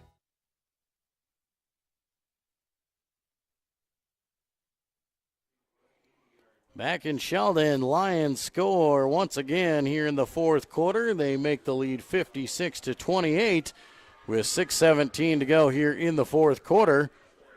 Austin Metzger on to do the kicking duties here for the Lions. He will have it teed up. He'll give the ball a boot. It's a short wobbler kick, falls right in front of Wolf. Wolf picks it up at the 32. He's wrapped up immediately, and that was just an odd kick all around. The special teams play has kind of been an adventure for both sides tonight, Joel. Yeah, a swirling kick falls right in the 32-yard line, right in front of Mitchell Wolf. And Wolf, luckily enough just to get his hands on it, makes the catch, but the Lion coverage team all over it, ready to go. Sheldon comes out here 1st and 10 at their own 32 with 6:17 to play. A big deficit to try and overcome here. They'll just hand off right up the middle of the field as they are wrapped up right away. It looks like that is Jeremy Woolmuth once again. And tough sledding for that kid here tonight. Picks up 2 tough yards. Yeah, I'm kind of surprised at that play call at this point in the game, especially with their aggressive passing game to hand the ball off at this point in the game. Jeremy Woolmuth, obviously the tough tailback there, a senior here, 5'10", 180 pounds.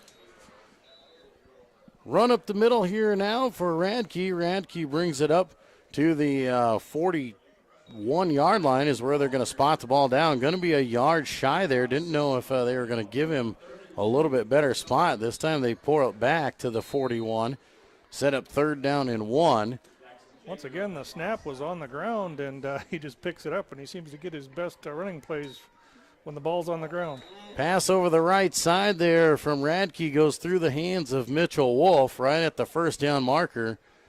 Incomplete pass will stop the clock at 5:20 to play. 4th down and 1 now for Sheldon. And the Lions rotating some guys in and out of the game. I see some of the backups starting to make their way in for CLGLR.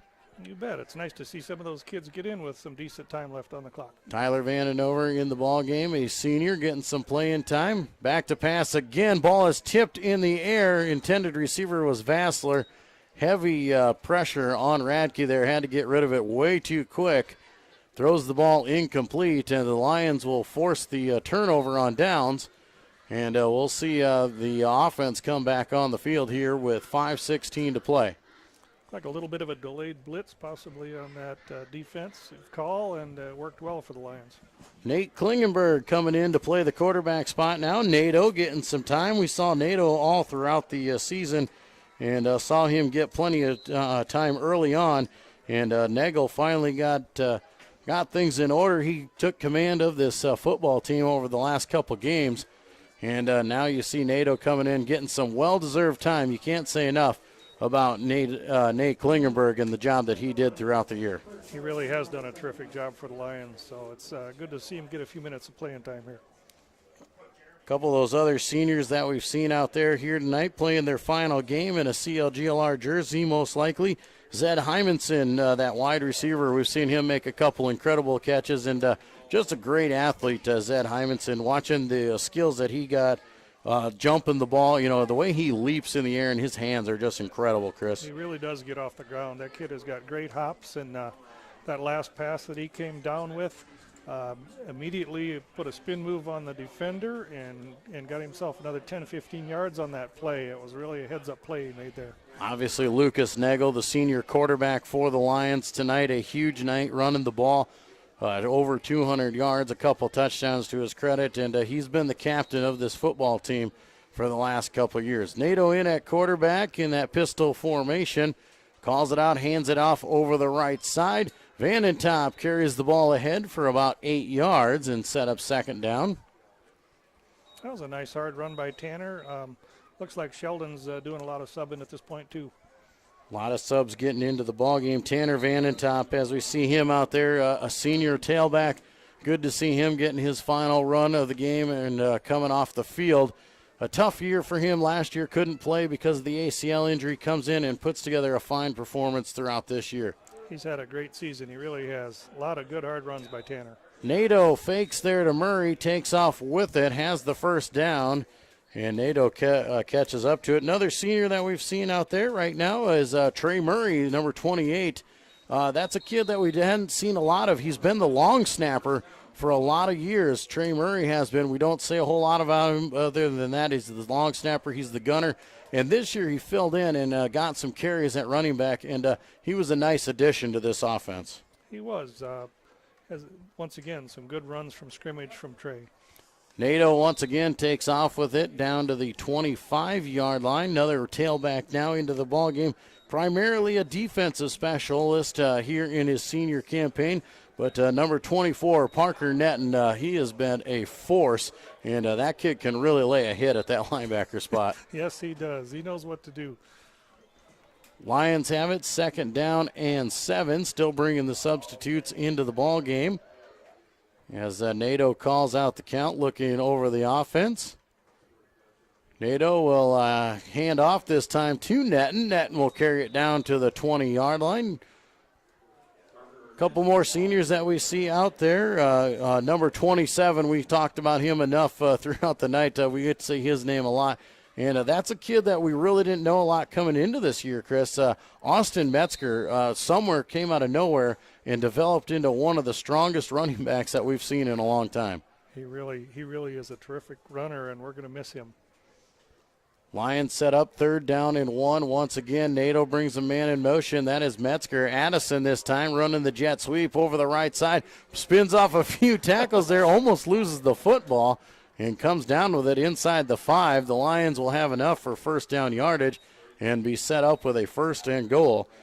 Some more senior recognition that we say out there. We see him out there right now at that wide receiver spot. Tyler Vandenover, that's one of those kids that puts in a lot of the practice time, gets a lot of hard work. We've heard him be a scout team player of the week for Coach Eben. He really likes the attitude of Tyler Vandenover, likes the effort that Tyler brings to the game, and just put in a tough spot, put behind a couple really good other senior wide receivers there. But Tyler Vandenover comes in and gets some well-deserved playing time here late in the ballgame. And, you know, Coach can't talk enough about that scout team and the hard work that they do all week long, and it's great to see those kids get rewarded. Nato with another run here, gets it down inside the 2-yard line down to the 1. And Lions will be set up here with a second down and goal as they keep subbing some more guys in.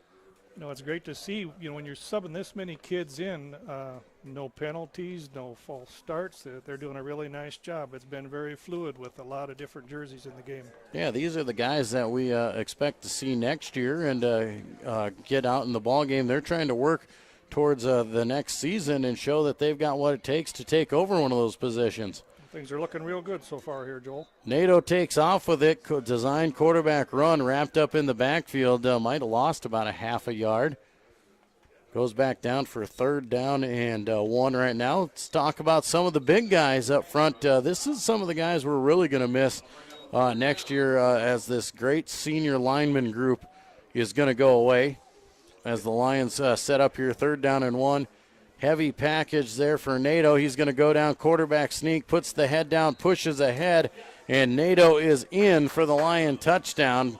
1:21 to play, and Nato, the senior backup quarterback, gets into the ball game and gets a touchdown, and very fitting for Nato to get that here to close out his career. That's a nice reward, and once again, we're going to miss him too. He's been a solid little football player there for us. Well, not only is he a solid football player, he'll do whatever we ask him to. And he's one of them kids who comes in. He filled in when we needed him to play a little bit of quarterback, and always has a great attitude, has some really nice hair too. I always got to give him grief about his hair.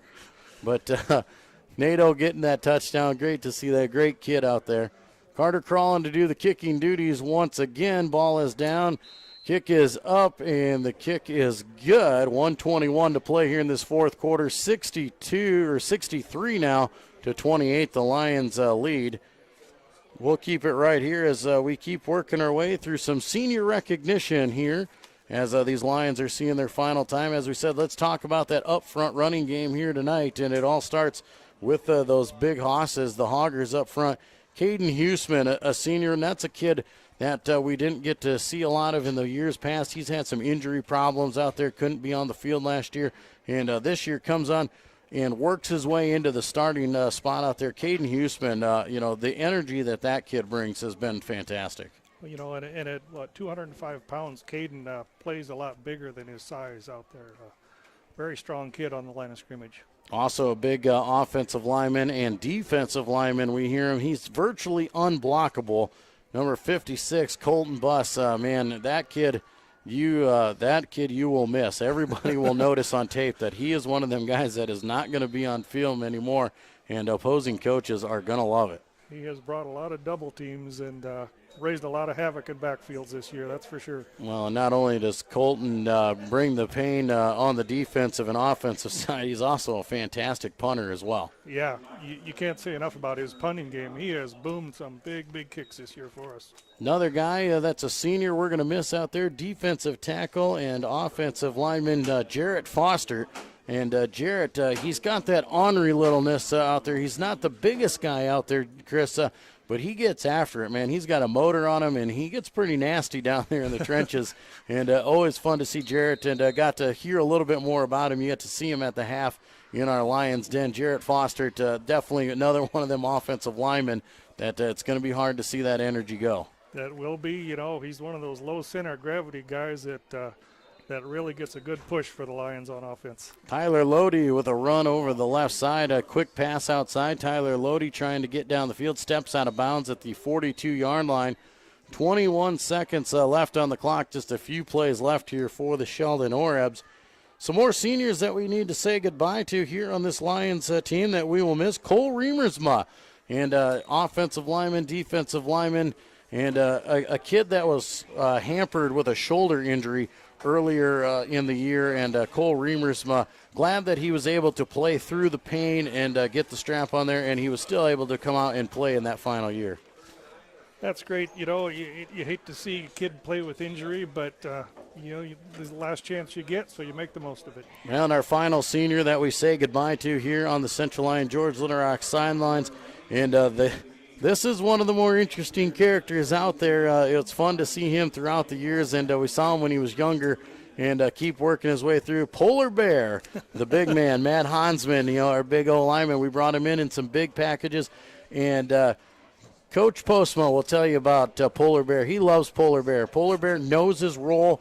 He's one of them kids who will come in and when we need him to come in the game, somebody goes down or somebody we need to talk to, and we need a guy to go in and fill in for a couple plays or something like that. That's a guy in Polar Bear. Matt Hansman, Coach Postman's not afraid to send him in and knows that he's going to take the play, and he knows what he's supposed to do.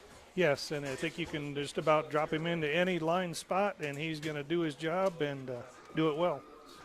Final score here tonight, Lions close it out 63-28. The final score here, Lions a big win in the final game of the regular season. We'll take a quick timeout, and we'll come back and recap this Lion victory when we return to more Lion football on the Lion Broadcast Network. Small town values will never fade. Always finding a familiar face. A long lost friend with a helpful hand. Picking right up where you left off again. It's your hometown bank. In your own backyard. With people that you trust. It's the way you like to live. It's the way you like to bank. Premier Bank, member FDIC.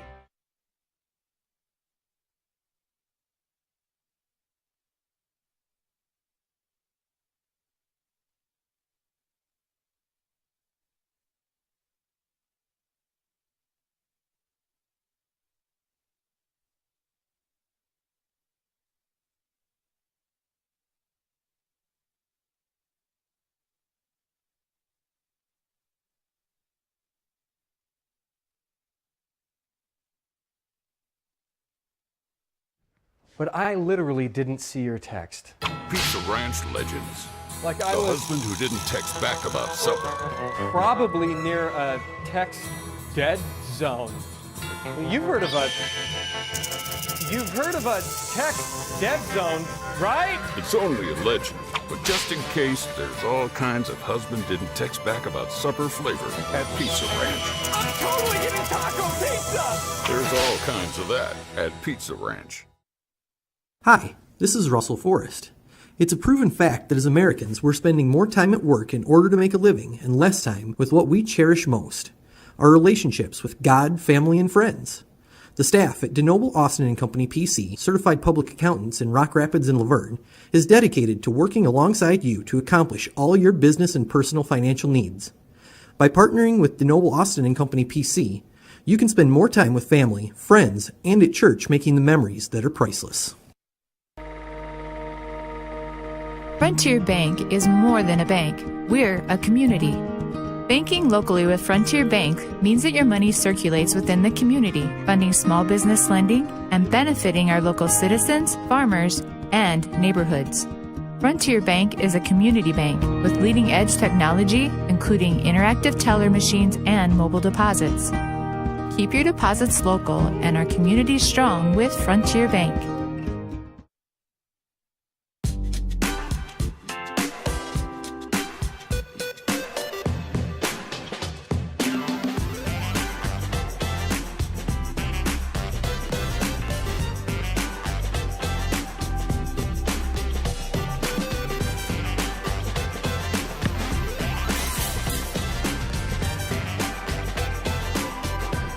Make your move to the largest orthopedic physician team in the region, Avera Orthopedics.